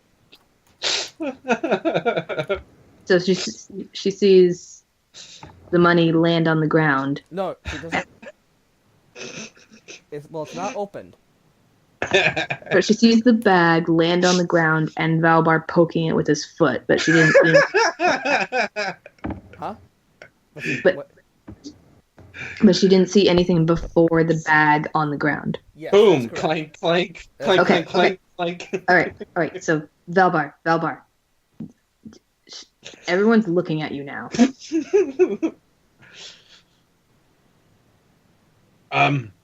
What is this on the floor? I don't know. It's very heavy. and it goes clang clang when I kick it. This is, phew. You must have some interesting medallions in there. Yeah. I am a trader. I was a trader before I became a servant to the Red cards. red cards. I was about to say, don't help him. Oh, The red guard. okay. It's just, it sounds like a bag of nuts and bolts. Very small ones, though. Yes, I try to distract her. I ask her. What do I ask her? So as You must be a tinkerer, aren't you? You tinker things. Yes, I do. You must be you must be quite knowledgeable about how machines work. Did you ever work on the princess's armory? No, but I've always wanted to. I hear it's got a lot of advanced technology. They are working on this new thing. They call it firearms. That sounds amazing. Yeah, they're looking for those. If you work on those kind of things, if you tinker with stuff, I bet they could find that you will definitely find a place for a position to work for you. Although, I mean, granted, as much as I don't like the Empire and their experiments that they did with me and on me and my companions and my comrades and my fellow, yes, she gets a little sad, but anyway, she'll probably find as long as you're not being used for target practice. I think you're great. I think you're great. Can I see what you got?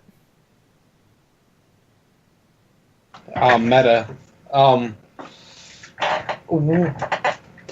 I'm pretty much fucked at this point, it would seem. So. Huh? What? This is meta. I'm saying. Fucked. He says he's fucked. I dropped a big ass bag of money. She thinks it's nuts and bolts, and it's about 50 pounds of freaking gold coins. So what do you do? Soraya would like to interrupt and say, "Oh, well, shouldn't we get settled for the night first?" Aren't we already settled?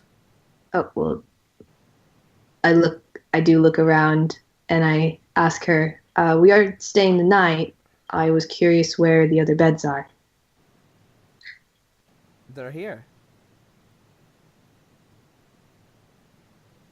I look around. What do I see? Like, is she pointing anywhere? No.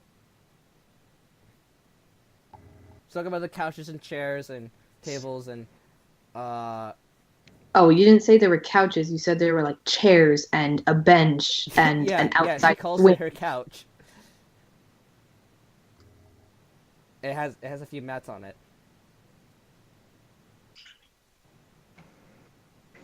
Huh. And cushions. She says, "Oh, you're thinking about you're thinking about the bed. Yeah, well that's mine." Oh, of course. I wouldn't dream of taking your bed. I'll roll it out when I feel like it. Don't worry. While she's distracted, Valbar tries to get rid of it completely so it's not near him anymore. Oh.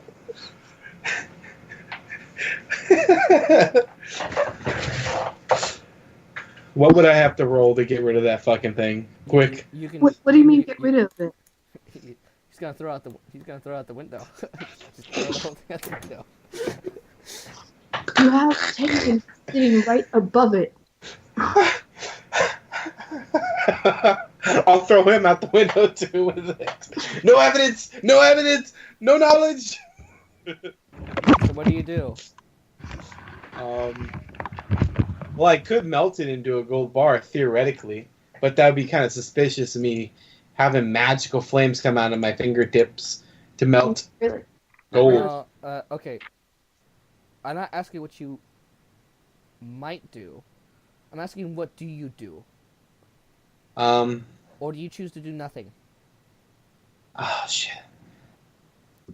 Don't worry, you're not in a hurry right now.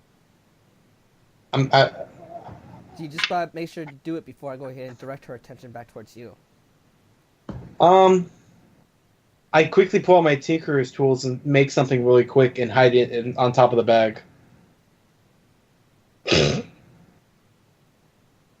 I don't know. Okay. So, Okay, you do that. basically, you set it up. Okay, I'm just gonna leave you to that. It's your money. You do what you want. Okay, so.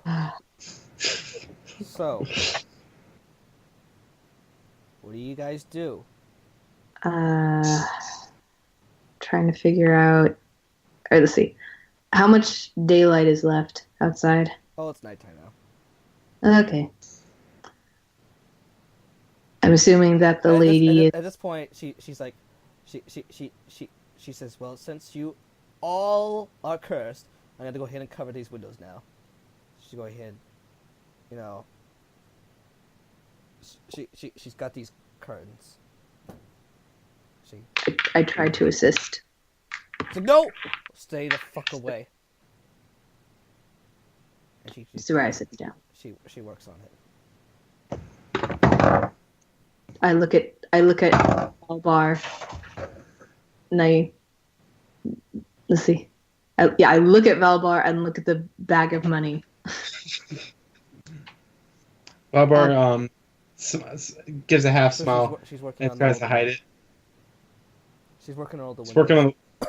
I quickly hide the bag in my pocket. Yeah, I mean, we're not talking about how the money fucking works here. I don't want to weigh gold, weigh the money. That's my only hand wave. So, yeah. Right. So. We'll just assume that there's like some sort of money bag that just nullifies the weight. No, we just don't talk about it. Okay. Hand wave the All right. Yeah. So. She says, so, you want that transcribed spell? I look to Valbar and to Taman. Because honestly, okay. Unless you got the money now, you just got to come back. Valbar gets a shit-eating grin on his face and pulls out the bag again and hands it to her. What's this? Is this your tinkering bag? Look, you want to trade your inventions? I mean, just look inside. everybody cool? Soraya would just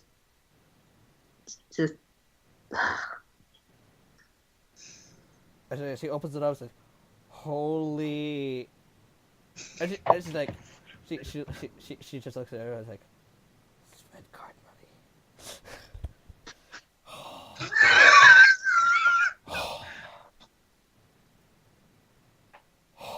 You got it? And she's just like, she just walks a bit, she walks back, sits down, and just says, just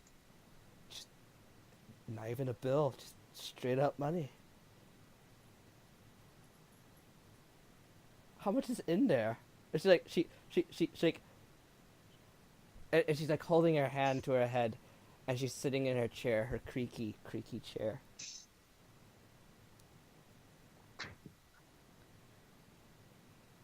Valbar, this is where you respond with something smart. I don't really know.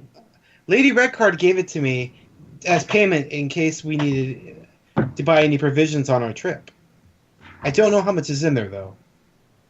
But this seems like a perfect opportunity to buy provisions. It's like, holy... And he winks.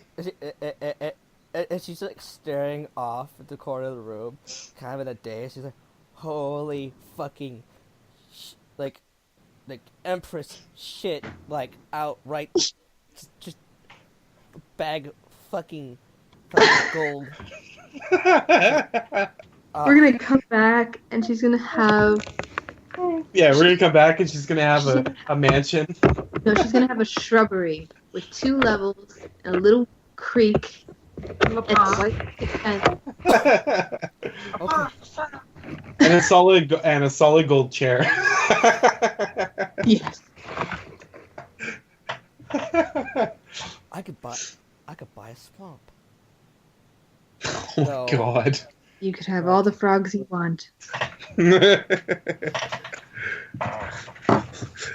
Oh, that's too many frogs. That's way too many frogs. All that you would want, not more than you need. Too many. And then she looks and she says, "Bitch, I want to be buried in frogs." Ah. Okay, well, Okay. As- This is. so Soraya corrects herself and just from the situation says, well, Or actually, well, then again, I can always just use more supplies. Soraya, Yes. I can actually continue working on my spells. I mean, yes, material components. She looks at Noru and she says, "You, me. I think we can have some fun." Oh fuck. all right. So Those she looks at you, Noru. Yes, Don't that's even right. get I that just big. I just That much spilled the money? beans. Yes, that's right, child. I do wizardry. You know it. I know it. Everybody fucking here knows I do wizardry. But I'll cut you a deal, Noru. I'll teach you some wizardry.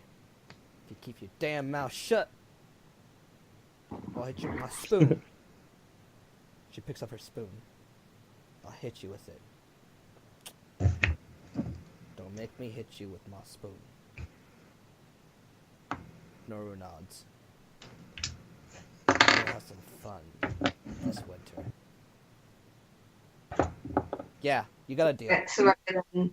Man has no name. Soraya then gives a small sigh and says, well, it seems bring like... the bag here. I want to take a look at it. Hmm? She says, bring the bag here. I want to take a look at it.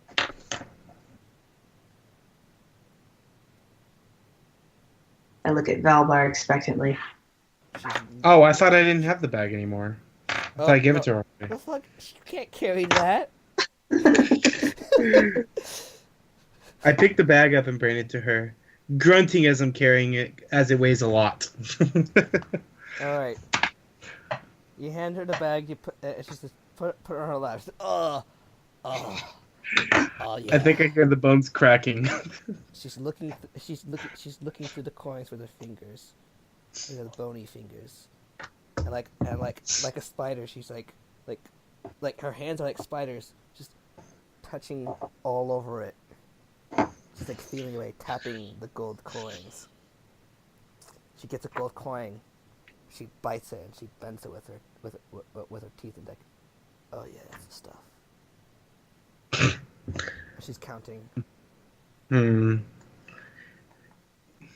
a medicine, I think I just gave her a crack. It was about 500. It was about 500, right? Aye, I believe it might be. Yeah. Well, I'm gonna be nice with you, only because I like the red card so much. Here's your change, and she hands back 2 gold coins. Yeah, I actually have 502.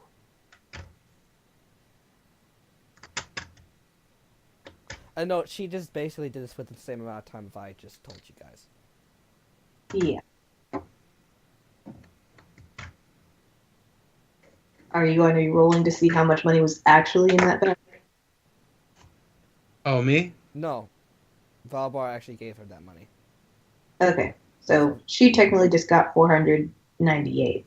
No, there's legit 500. He just accidentally put in 2. Oh, okay. So Valbar, remove 500 gold from your treasury. I already did. fucking treasury there. My fucking my bank vault that I carry around in my backpack. Yeah. The magical bag of holding that has all the gold of Yeah. the Dwarven Kingdom. Yeah. Yeah. All the gold of the Dwarven Kingdom, dear Lord, that's a poor kingdom. Hey man, I'm carrying around freaking all the gold in that freaking armor on that vault from the Desolation of Smog around with me. Anyway, I got so my own dragon that swims in it. Soraya would kind of clear her throat as a sign of, interruption and say, it seems that payment is now in order. Excuse me? Oh. Is there anything, any help that we can offer with regards to the scroll? No, just leave me the fuck alone. Sorry. I'll be working in the corner She's going. Soraya, Actually, there is one thing. You wanna? I guess I'll go ahead and get it done tonight, but I have to go ahead and, everybody drink up on the tea. So she finishes. So she gives you guys the rest of the tea, and then she go ahead and makes a whole new brew. And this time she's adding different leaves this time. Soraya drinks tea. She's kind of just done with the situation. And she's like, it's gonna be a long night. She's like getting like extra handfuls of this black tea. Okay, and she goes back to her little hatch and then pulls out some materials and some ink and pulls out a book that looks like a spell book, and then she carefully rolls out this really old paper and starts and she dips and she dips her brush on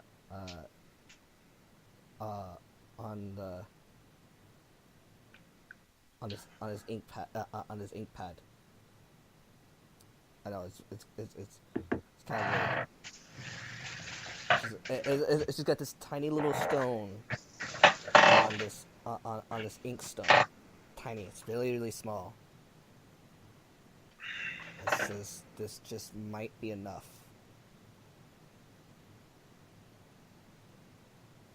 And she's like just working at it very carefully. And she starts her diligent work. So she carefully grinds away the magical inkstone, and mixing it with water, carefully dipping it and exchanging it, working diligently on the paper. All her focus is on it. The night has just begun.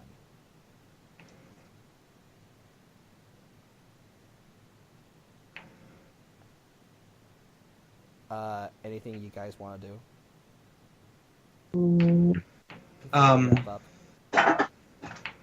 What time is it at night? Relative. You don't know.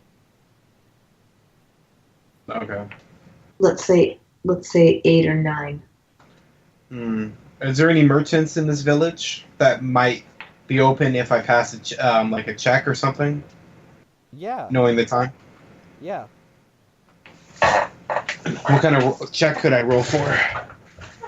Oh no, there is. There's a trading post. We saw it as we were walking in. Okay. They're gonna be open all night. I guess I would sneak out to go to the trading post. How do you sneak out? We're in a one house. I get up and I walk out the door and I close it gently so it doesn't make a sound. Soraya would like to interrupt. Okay. So, as Soraya sees him going towards the door, she stands up and walks after him and grabs his arm. Wouldn't you? She grabs your arm, Valbar. Hi. What's wrong? wouldn't you think it wise that we wait till the morning? What with the news she just informed? I guess that's a smart idea. I just wanted to see if I could probably find a better weapon. Can it not wait till morning? I guess I could wait till the morning. So I look at Taman and I ask him, how is the trade post open night and day?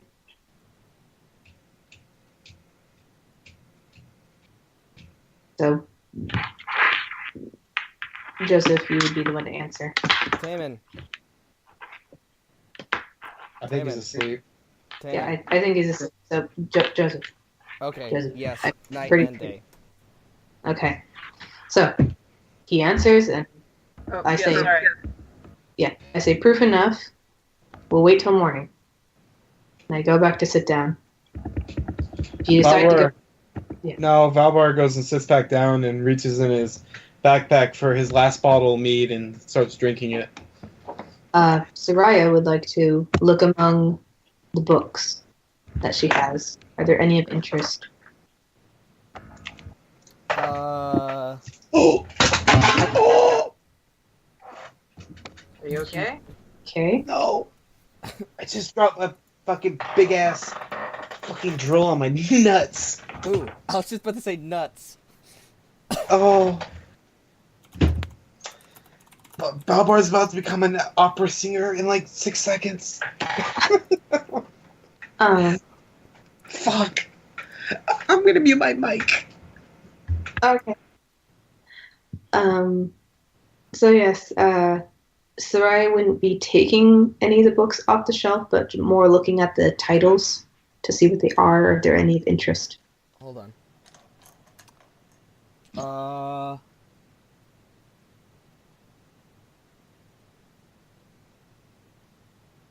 Volume of Demented Species. Ow! It's called, Lexicon of, 7 Lexicon of Revised Spells. Okay, what I should ask is, are there any regarding Princess Yuyugoi, the current Empress, the Giants, or history?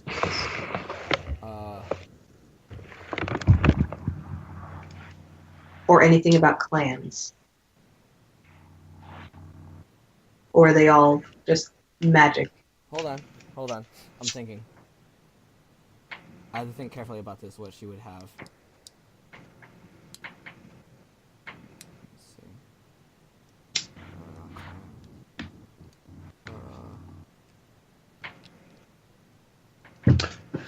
A book about, what's it called? What's it called? The creation of the Great Wall of D. What's it called? A book about at the edge of the wall, the outside, about some places outside the wall of D.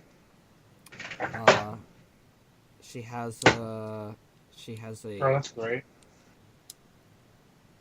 She also has. She has a book of how do I hit and slay a giant. Let's burn my crotch. And a book on what's it called?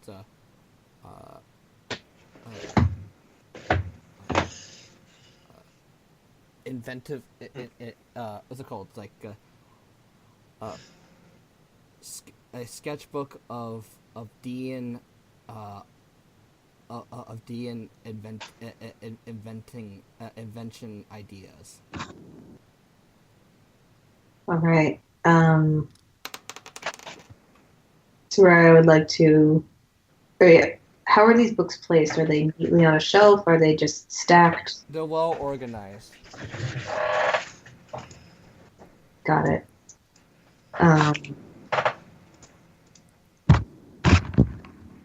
while. She seems really busy. Soraya would place her hand on the shelf Hand is on And the then shelf. and then look back at the woman. She's working away diligently. Okay.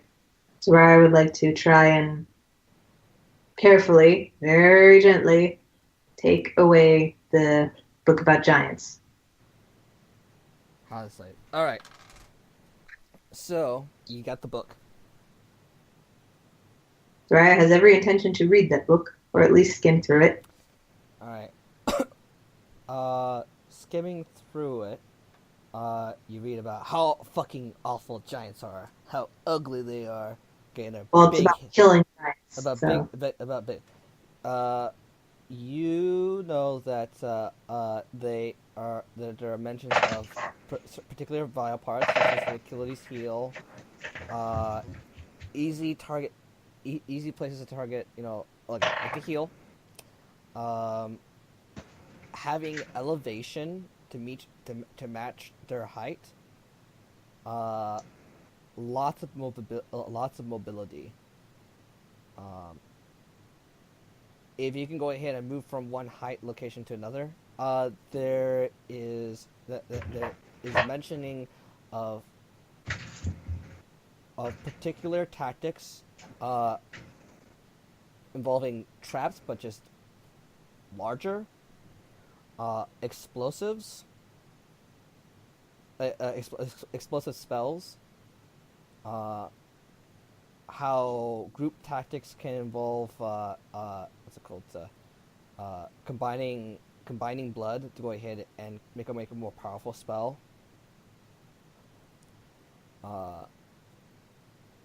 Also, a large use of scorched earth. A mention of scorched earth tactics. Okay. And let me see. Any mention of the leader?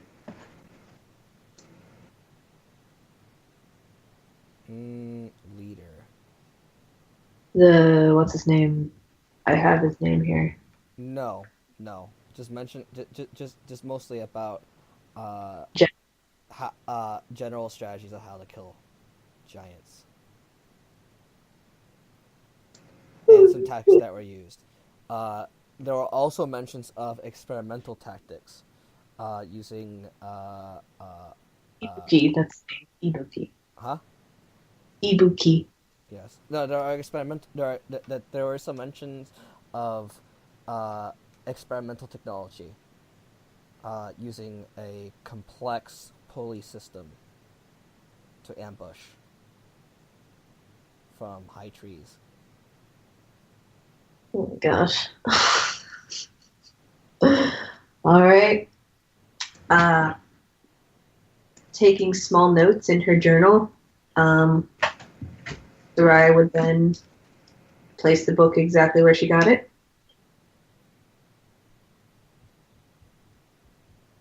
And get another book. What's the other book? Gosh, I forgot the list that you gave me. I believe what was it?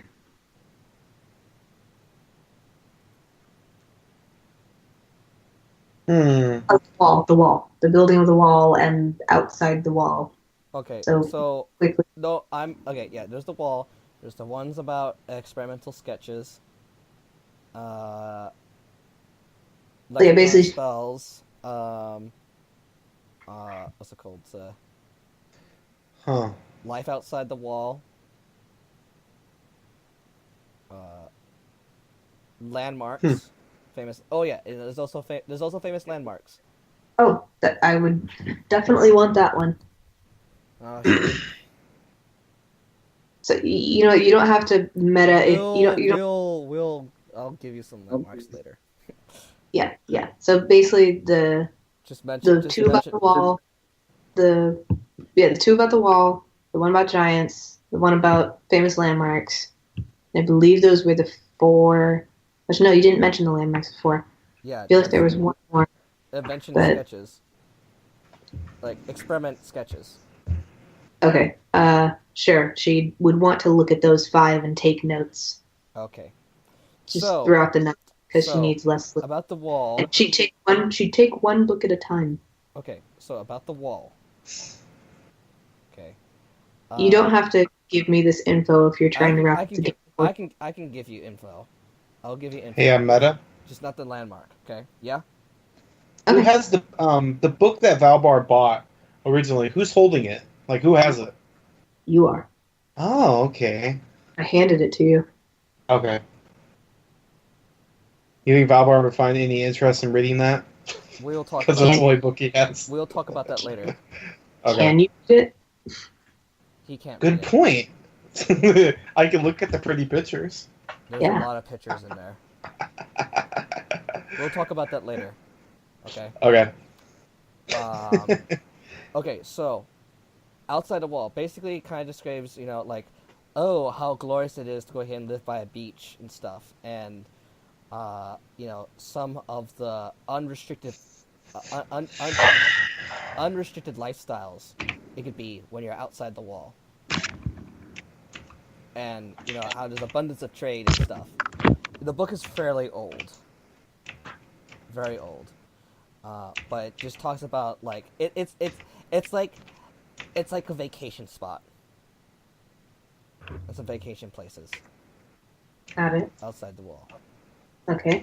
Meet some foreigners and stuff. If you're looking to, wrestle with some of the strange alien types. Want to see some Xenos? Check them out here at this port. They love this port. Got it. Let's see. What was the other one? The building with the wall. Building the wall. Mentions that the wall was made using a combination of sorcery, wizardry, golems, lots of golems, lots and lots of fucking golems, slaves, and how Deans themselves, and a lot of dead Deans and a lot of blood of Deans. Now, correct me if I'm wrong, but the wall was there after Lady Redcard, right? Yes. Okay, so specific information I'd be looking for is when it was built, the details that go into it, and potential. Going off my head, I think it was like 300 years ago. Got it. And she left 500 years ago. All right. I can give you more concise details later. Any other things that you want to know generally? Just make a note that I'm just doing this at the top of my head. No, I know that. And I know did that. write it down. There are specific details. Yeah. I mean, we already know how to get past the wall, but the openings, like because I'm trying to recall if I have the map of D or not. Okay. Actually, I think I do. You do. Just toss Kind your of sad. question. You do have it. I do I know have exactly what's in your inventory. Yep, I see it. Mark with cities, including where Lady Redcard grew up. Shoot. Is there any mention of how far down it goes, or a map of the wall? All the way down. They say it goes all the way down. Yeah. Or at least it's well, this book says it's planned to go all the way down. Planned. Okay. Yeah. At this point, it's a fairly this one's a fairly old book. This one's a very old book. Got it. You think it's older than her? Got it. Okay. But yeah, is there a map of what the plan was? Yeah. Okay. We'll talk about that later. Okay. Well, Make a note. just yeah. Well, you're recording it, so I know. That's I can't answer that question right now. I don't want to pull up the no. map. I know. Okay, fine. You know what? I'll pull up the map. I'll pull it up. Well, no. I'm not saying to to pull up the map. I'm just saying, like, if Soraya saw a map, she would try to mimic it as best she could on a blank page. Okay. So basically transcribe that Yes. to the best of her ability, but not marking it on the map just yet. Okay. Or Okay. on her DN map. Gotcha. Yeah. Uh, And then also then the details, land- also details that the wall is very thick and has a very advanced bricklaying method, using uniquely shaped bricks. got it. Okay. And the grand scale, the side facing north has steel mixed in with it. Got it. Oh, actually, I'm trying to remember if you mentioned, but is there a book about the capital? Yes. Yes. Soraya would also want to look at that book. Okay. Now we're skimming some information. So just shoot questions. No, I totally understand. We can just say that there was a book, and you can provide me details later because I see that it's 12:02. Just shoot questions. We have to do it here because I don't want to go ahead and plan this stuff later. Since you're just skimming, just shoot questions, and I'll tell you yes or no and stuff. Well, I would say the capital one is the one where she would take more interest. Okay. Because this is the first. I'm asking. Shoot me some questions. Okay. Is there description of what the city looks like? Is there description of what the way the city is laid out? Is there specific? Okay. Is there a specific spot on the map? Okay. It shows a specific point on the map. Okay. Okay. The city looks like looks like a human city, much like a human castle. It's very, very big district, very huge. We're talking like several days journey, just to go ahead and get across from one, get across from one capital to another. Also, one end of the capital to the other end, like maybe a 3 days journey. At the center of the capital, there is the Empress's palace. The palace is surrounded by walls, and it's a few hours walk. It's like a half day's walk. Give or take. We'll go and deal out the numbers, but it's a very long walk from the inner city to the palace. Got it. Okay, the palace grounds are fucking huge. It is like a forbidden ground, you know. She has all the space just dedicated to her. Okay. Yeah. There's the inner city, and then there's another city, like an outer city, around it. Yeah. So it's like Bossy and Say. Yeah. Yeah. There's several several city layers. Mm-hmm. King's Landing. Yeah. So yeah, several city layers. Okay. Specific military. There's also another layer inside the inner city, outside the palace, which is her military. Got it. Okay. Specific. I don't know.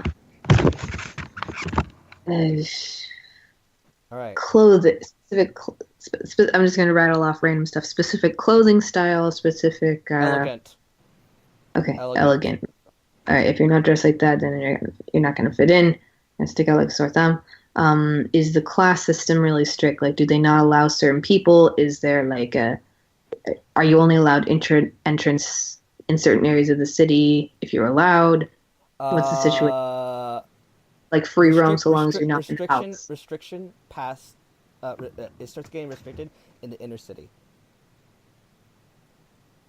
Access is restricted in the inner city. Meaning, like, you can get into the inner city, but you can't get any further? No. From the outer city, it's fine if you're an outsider. But once you get but to get into the inner city, you're gonna have to have like documents and stuff. You have to be like special. Got it. All right. Okay, next book. I believe that was going to be all the books. Well, you didn't read. You didn't read the other books. The inventions? There's books on inventions. Yeah. Hmm. Yeah, But it's so prob- I mean, I'm pretty sure I mentioned that, and you said to hold off. No. I said hold Like, off on like the wall detail. no, that was the landmarks. The landmarks. I'm pretty Oh, sorry, the landmarks. Give me another book. okay. All right. So yeah, Sarai would also look at the inventions. You see you see different strange things about like pipes and the chemical makings of explosives and strange strange things that look like corkscrews on like tops and what is various things to automate locomotion.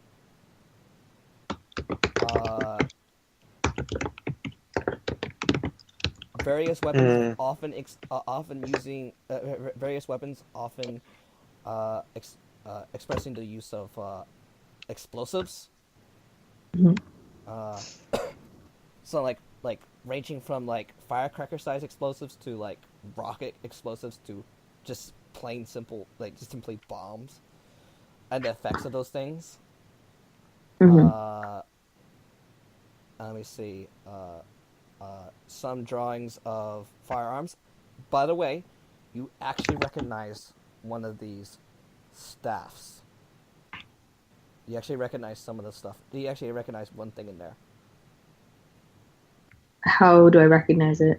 You recognize it because one of the what's it called, elite guards that was escorting the tomb that was escorting the big old tomb, big old casket full of blood. Yeah, he was carrying one of those. So it's like it's a boomstick essentially, a boom spell stick, or a flamethrower staff, or it looks like a system that involves putting a pre-made explosives with a with a metallic with a ball bearing. it's a gun. It's a gun. Okay, Your character doesn't understand it as a gun, right. but it's a gun. So You also see technology that looks, I'm just gonna say it right, looks very fucking similar to the things in Attack on Titan. yeah. Yeah, you've kind of figured. Yeah. But you also figured that there was a lot of experimentation. There's a lot of experimentation of stuff, actual literal pulleys of little carts, people pulling themselves up in carts between trees and stuff. Mhm. The pulley, the automatic, what's it called? Grappling hook system involves spells, enchantments built in within inside the system, and also what's it called? Several technologies involving the automation of enchanting perpetual motion into objects, much like golems. So, there's a lot of there's a lot of transferring magic over from golems to what's it called? To perpetual motion objects, and how to maintain that magic. Got it. You don't know which one of these have failed or succeeded. Of course. Although you do know, you're pretty sure that the gun system has succeeded. Yeah. Otherwise, why else would a guard be king? But yeah, would it be safe to say that if I see a technology that I don't really recognize, would I have a bonus to remembering? If I see a D&D gadget of sorts, and I personally do not know it, would Soraya have advantage on recognizing it from this book? Based on her notes? Give you plus Or one. not advantage, but a bonus, I should say. Plus 1 bonus. My Okay. discretion only. Okay. Okay, but just ask if I can give a bonus. If I can give a bonus, I may not give it to you. Okay. You might get it. You might get it based on what you might see from the book. Anything else? I think that will be all. Okay. Valbar, or Martin, Taman. Anything you want to do. Speak now, forever hold your peace. I've been looking at that book for quite a while. That last one. Oh, wait, no. Anyway, I have to pee. Carry on. Okay, Taman, Martin, I'm just letting you know. Like, if you don't say anything by the time I'm done with Tim, then that's it for you. Alright, Tim. Anything you want to do? Tim. It's getting late, honestly. Yeah, I was kind of drifting off a bit. So, like, anything... Okay, well, since you're responding to me, Martin, anything you want to do while, like, during the night before you go to bed, in-game.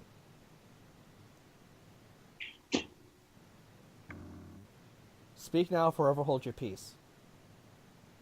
Maybe practice learning some D in a bit, I don't know. Okay. Seems like a good thing to do. Like, I mean, reading, sorry, that's right, reading book, I should do something. Maybe do a carving just cause. Alright. Just so you know that the knowledge that she gained from reading that book, you don't get. Unless you want to go ahead and read the book that she's reading. Or ask me about it. Yeah. Alright, so I just need a confirmed answer, not like a maybe kind of sort of. I understand that. I don't know if I'll probably ask about it later, especially since I myself am going to need a refresher because I kind of didn't really pick it up. Alright. Valbar. I'll go to Valbar and I'll go back to you, okay? So think about it. Or just ask me once you come up with it, okay? Okay? Okay. Alright. Valbar. What do you want to do? Tim, unmute your mic.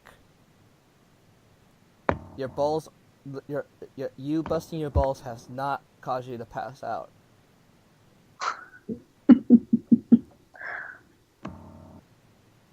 Okay, you know what? That's good enough for me. He's probably gone. All right. Back to you, Martin. Well, last, sorry, what was the book's about? What else is there to do right now? So there are many. I basically tuned out everything on the book. I was just kind of. So the books I looked at were Dean Inventions, The Building of the Wall, The Area Outside the Wall, How to Take Down a Giant, Dean Landmarks, which we haven't gotten into specifics about. There's also lexicons of different spells. Well, lexicon. Sorry, refresh me on what a lexicon means. Words, just different names of spells. Got it. It doesn't teach a spell, though. It doesn't teach a spell. It just lets you know the existence of spells and names of spells. And, Got it. There's a book about golems. There's a book about different kinds of golems that have been made and used, and what they're made of. Why not? Well, no, that's not for you. I'm just mentioning it to Martin. Yeah, so I believe that you would be looking for on the shelf. Martin, this is literally free information that I can give to you if you just ask for it, and it might be there.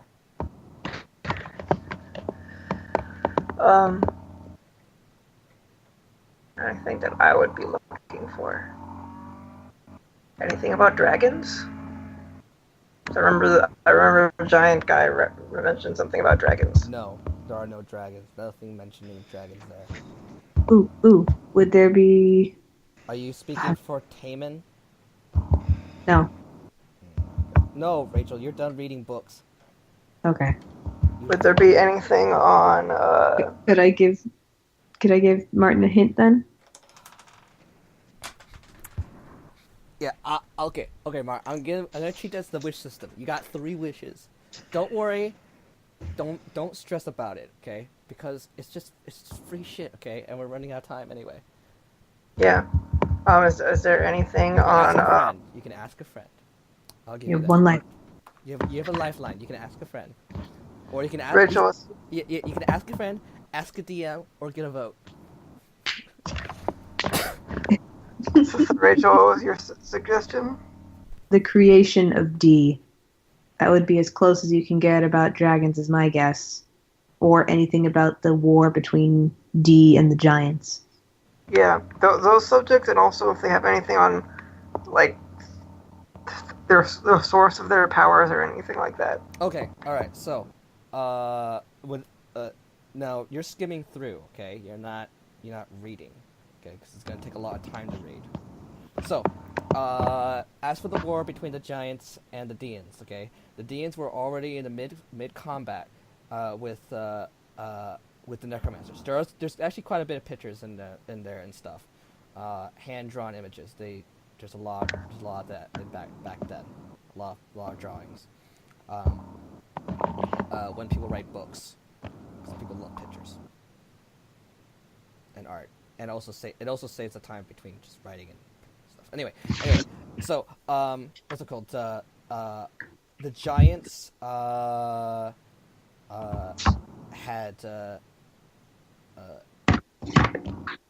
armies.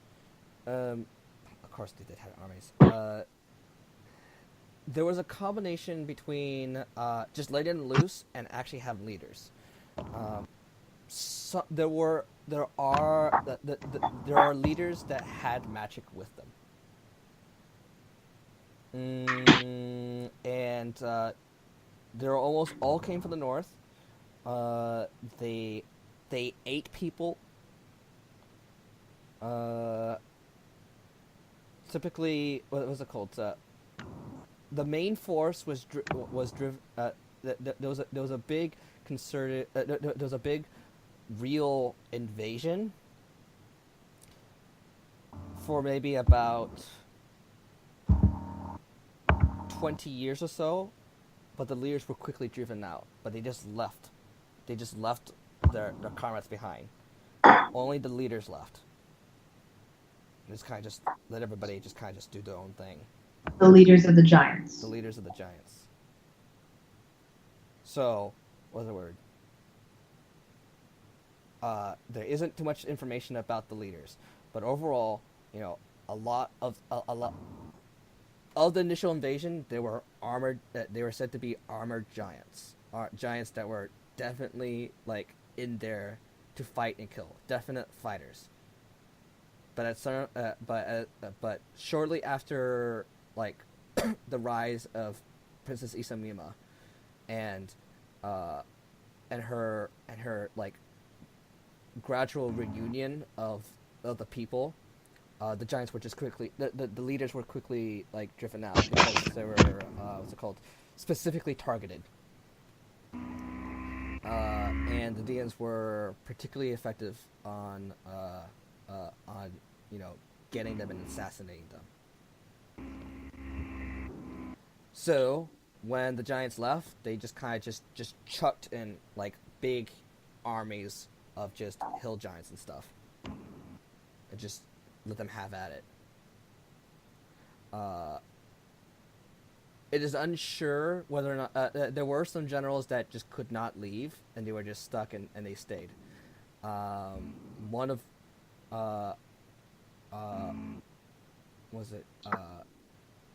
one of them went by the name of of Sunder, as named by the giants. One of other names. I'm just saying, you're just looking through and you're like being very interested. Other names that were listed, what's it called? They were given names for each for each giant by the local populace. Ibuki is one of them. We've heard that name before, right? Yes. This book And is very also old. the word, and also the name Sunder, or at least you have. Yeah. So So there's what a was list- Team there's a Sunder again? Huh? Who was Sunder? A fire giant. Okay. So you have found a great book, but a very old one. Very old book. Okay. The book you're reading is very. It seems to be in very good condition, but there's a magic spell on it that's preventing it from aging. Important book. Gosh.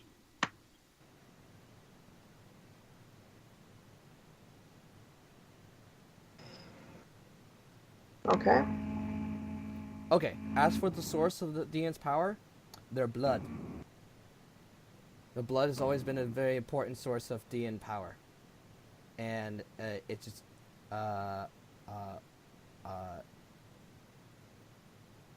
and you don't read this from a book. It was just basically saying like it you read this from a book about what's it called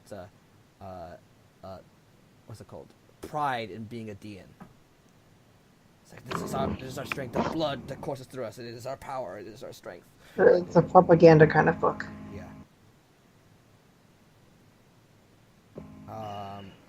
And actually, within that book, what's it called? There's also several songs in there, detailing out what's it called? The Rise of Isamima, and also a book about the pain and suffering before the Empire came back.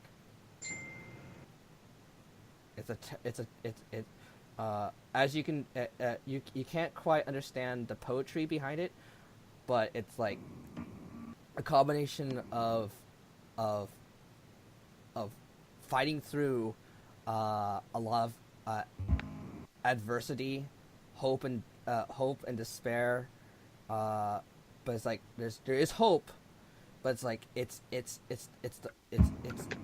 the hope that we can keep on fighting, not the hope that we can actually make a better world.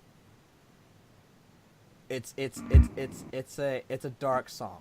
You get what I'm saying? It's like we hope that we can keep on fighting. Yeah. But we know that that the end is here. The end. We can just hope that that we have a soothing, peaceful death. That's what we can really pray for. But it's not the one that we deserve. The only glory that there is, the only hope that we have is that that there is another generation to keep on fighting for us.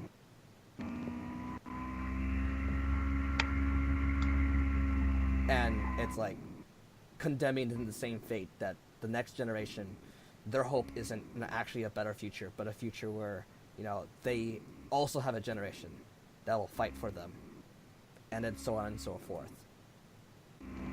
Eternal War. Yeah, the song was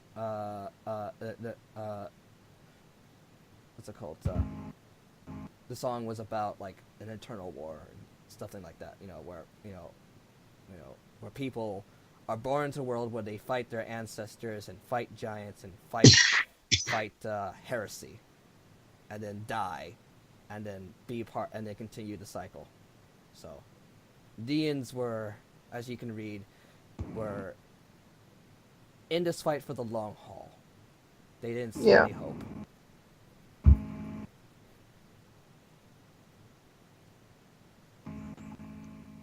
But somehow they but somehow somehow some great person came out and brought them hope.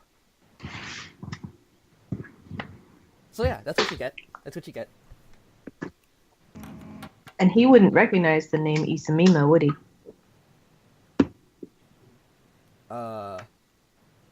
No. Pretty sure it's been mentioned as It's been the mentioned, name of but the Empress. I don't think you've ever. No, he has not read the book. I've not read the book, but I would. Oh, you have- mean but- Yugoi? You mean Yugoi, aren't you? Aren't you, Rachel? Oh, maybe it's just I didn't know if the other one, if the princess was mentioned. Well, no, just no mentioning, just propaganda and songs. Well, actually, Ismima is mentioned, but in other propaganda stuff. Got it.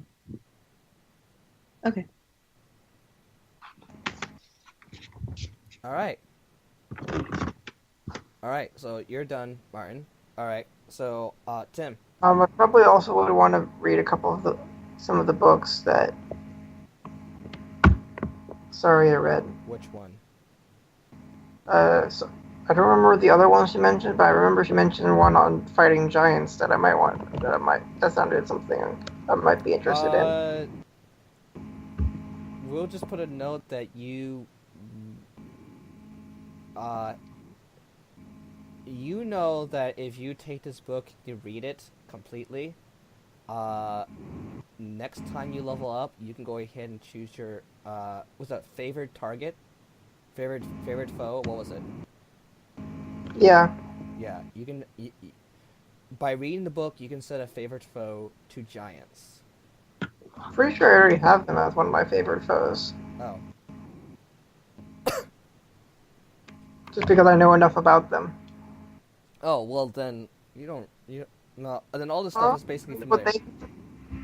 But what is interesting about it is that they're talking about experimental technology and different tactics. A lot of the tactics involved here directly correlate to Dian's bloodline and using blood as a way to empower and overpower the giants.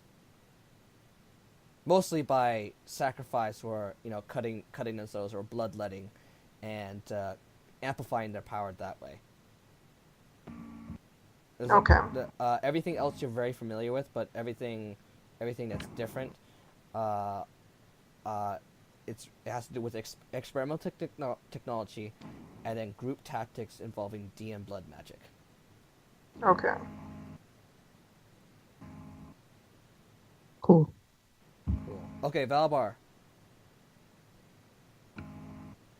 All right. Cool. All right. Well, you're done. Anything else? Because I'm closing it up. Nope. Soraya would just be taking her notes, and yeah. Feel free to, yeah, I'll give you another freebie, Martin. We got a minute, and then I'll close it. And if you're lucky, I might go over time. Can we not just pick it up from here next game? Nope, because next game it's gonna be the morning. What other books was Saria reading? Because I can't think of anything else to throw on. The wall, like the building of the wall, outside the wall, how to kill a giant, inventions of the spell names, and Pretty much the stuff that you've read, and then everything else that you've read already. and DN landmarks. Okay. Not sure if I would need any more of that stuff. Do either of you guys have any suggestions of stuff I should look at? As far as what would interest Taman, I can't really think of anything because I believe Joseph has mentioned. You want I would like to lifeline? Yes, I'd like to use a lifeline. Okay, last lifeline. Inventions. Okay, I'll look at inventions. Basically, Rachel, you can share the information to him. Yeah. However, he doesn't get the advantage to +1 on invention detection. You're just skimming through it really quickly, and you recognize one of the inventions inside it. Oh, you recognize two things. There's a lot of explosives in there, A lot of details explosives. You don't understand explosives. You just know that there's an image of something and then an image of that thing, like, flying apart in all directions. And huh? What? You see Sorry. you see a diagram of explosions. You don't know what an explosion is. You just know that there's an object and it comes apart in many different pieces. And it just makes this big hole. Because you're reading pictures. Does that make sense to you? Okay. Okay. You also see technology regarding so perpetual motion, pulley systems, and I'm just gonna say it out front because I don't really want to describe it. Something that looks vaguely similar to Attack on Titan.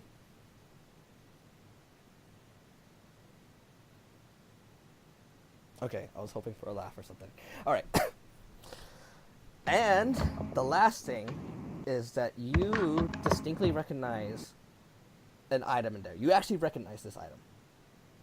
It's the same staff that the elite samurai was holding. The one that was carrying the blood coffin. Well, you said there were two things. So there's the staff, and what was the other thing? I just misspoke. All right. So yeah, you recognize the staff in Entertainment. Okay. And there's a diagram of the staff. The staff is made of several different parts. Like different levers and a diagram that looks like an explosive of like basically the same kind of material, but like a firecracker size thing inside the staff. And something else in front of it. Like a metal ball bearing. So it's a gun. It's a gun. It's a gun. You don't know it's a gun. But it's a gun. You don't know how it works. But you understand that this thing is special. Special. I understand that it's a weapon. You understand it's a weapon. And it uses this exploding technology thingy. So, there's guns. You might be interested in guns. You might not. Alright. So, we're good here, everybody? Yep. Alright. So, as you all reading this, Lily toils away at her book, at her scroll, writing very carefully magic symbols and speaking softly to it, caressing the words with her voice as she speaks in Dian.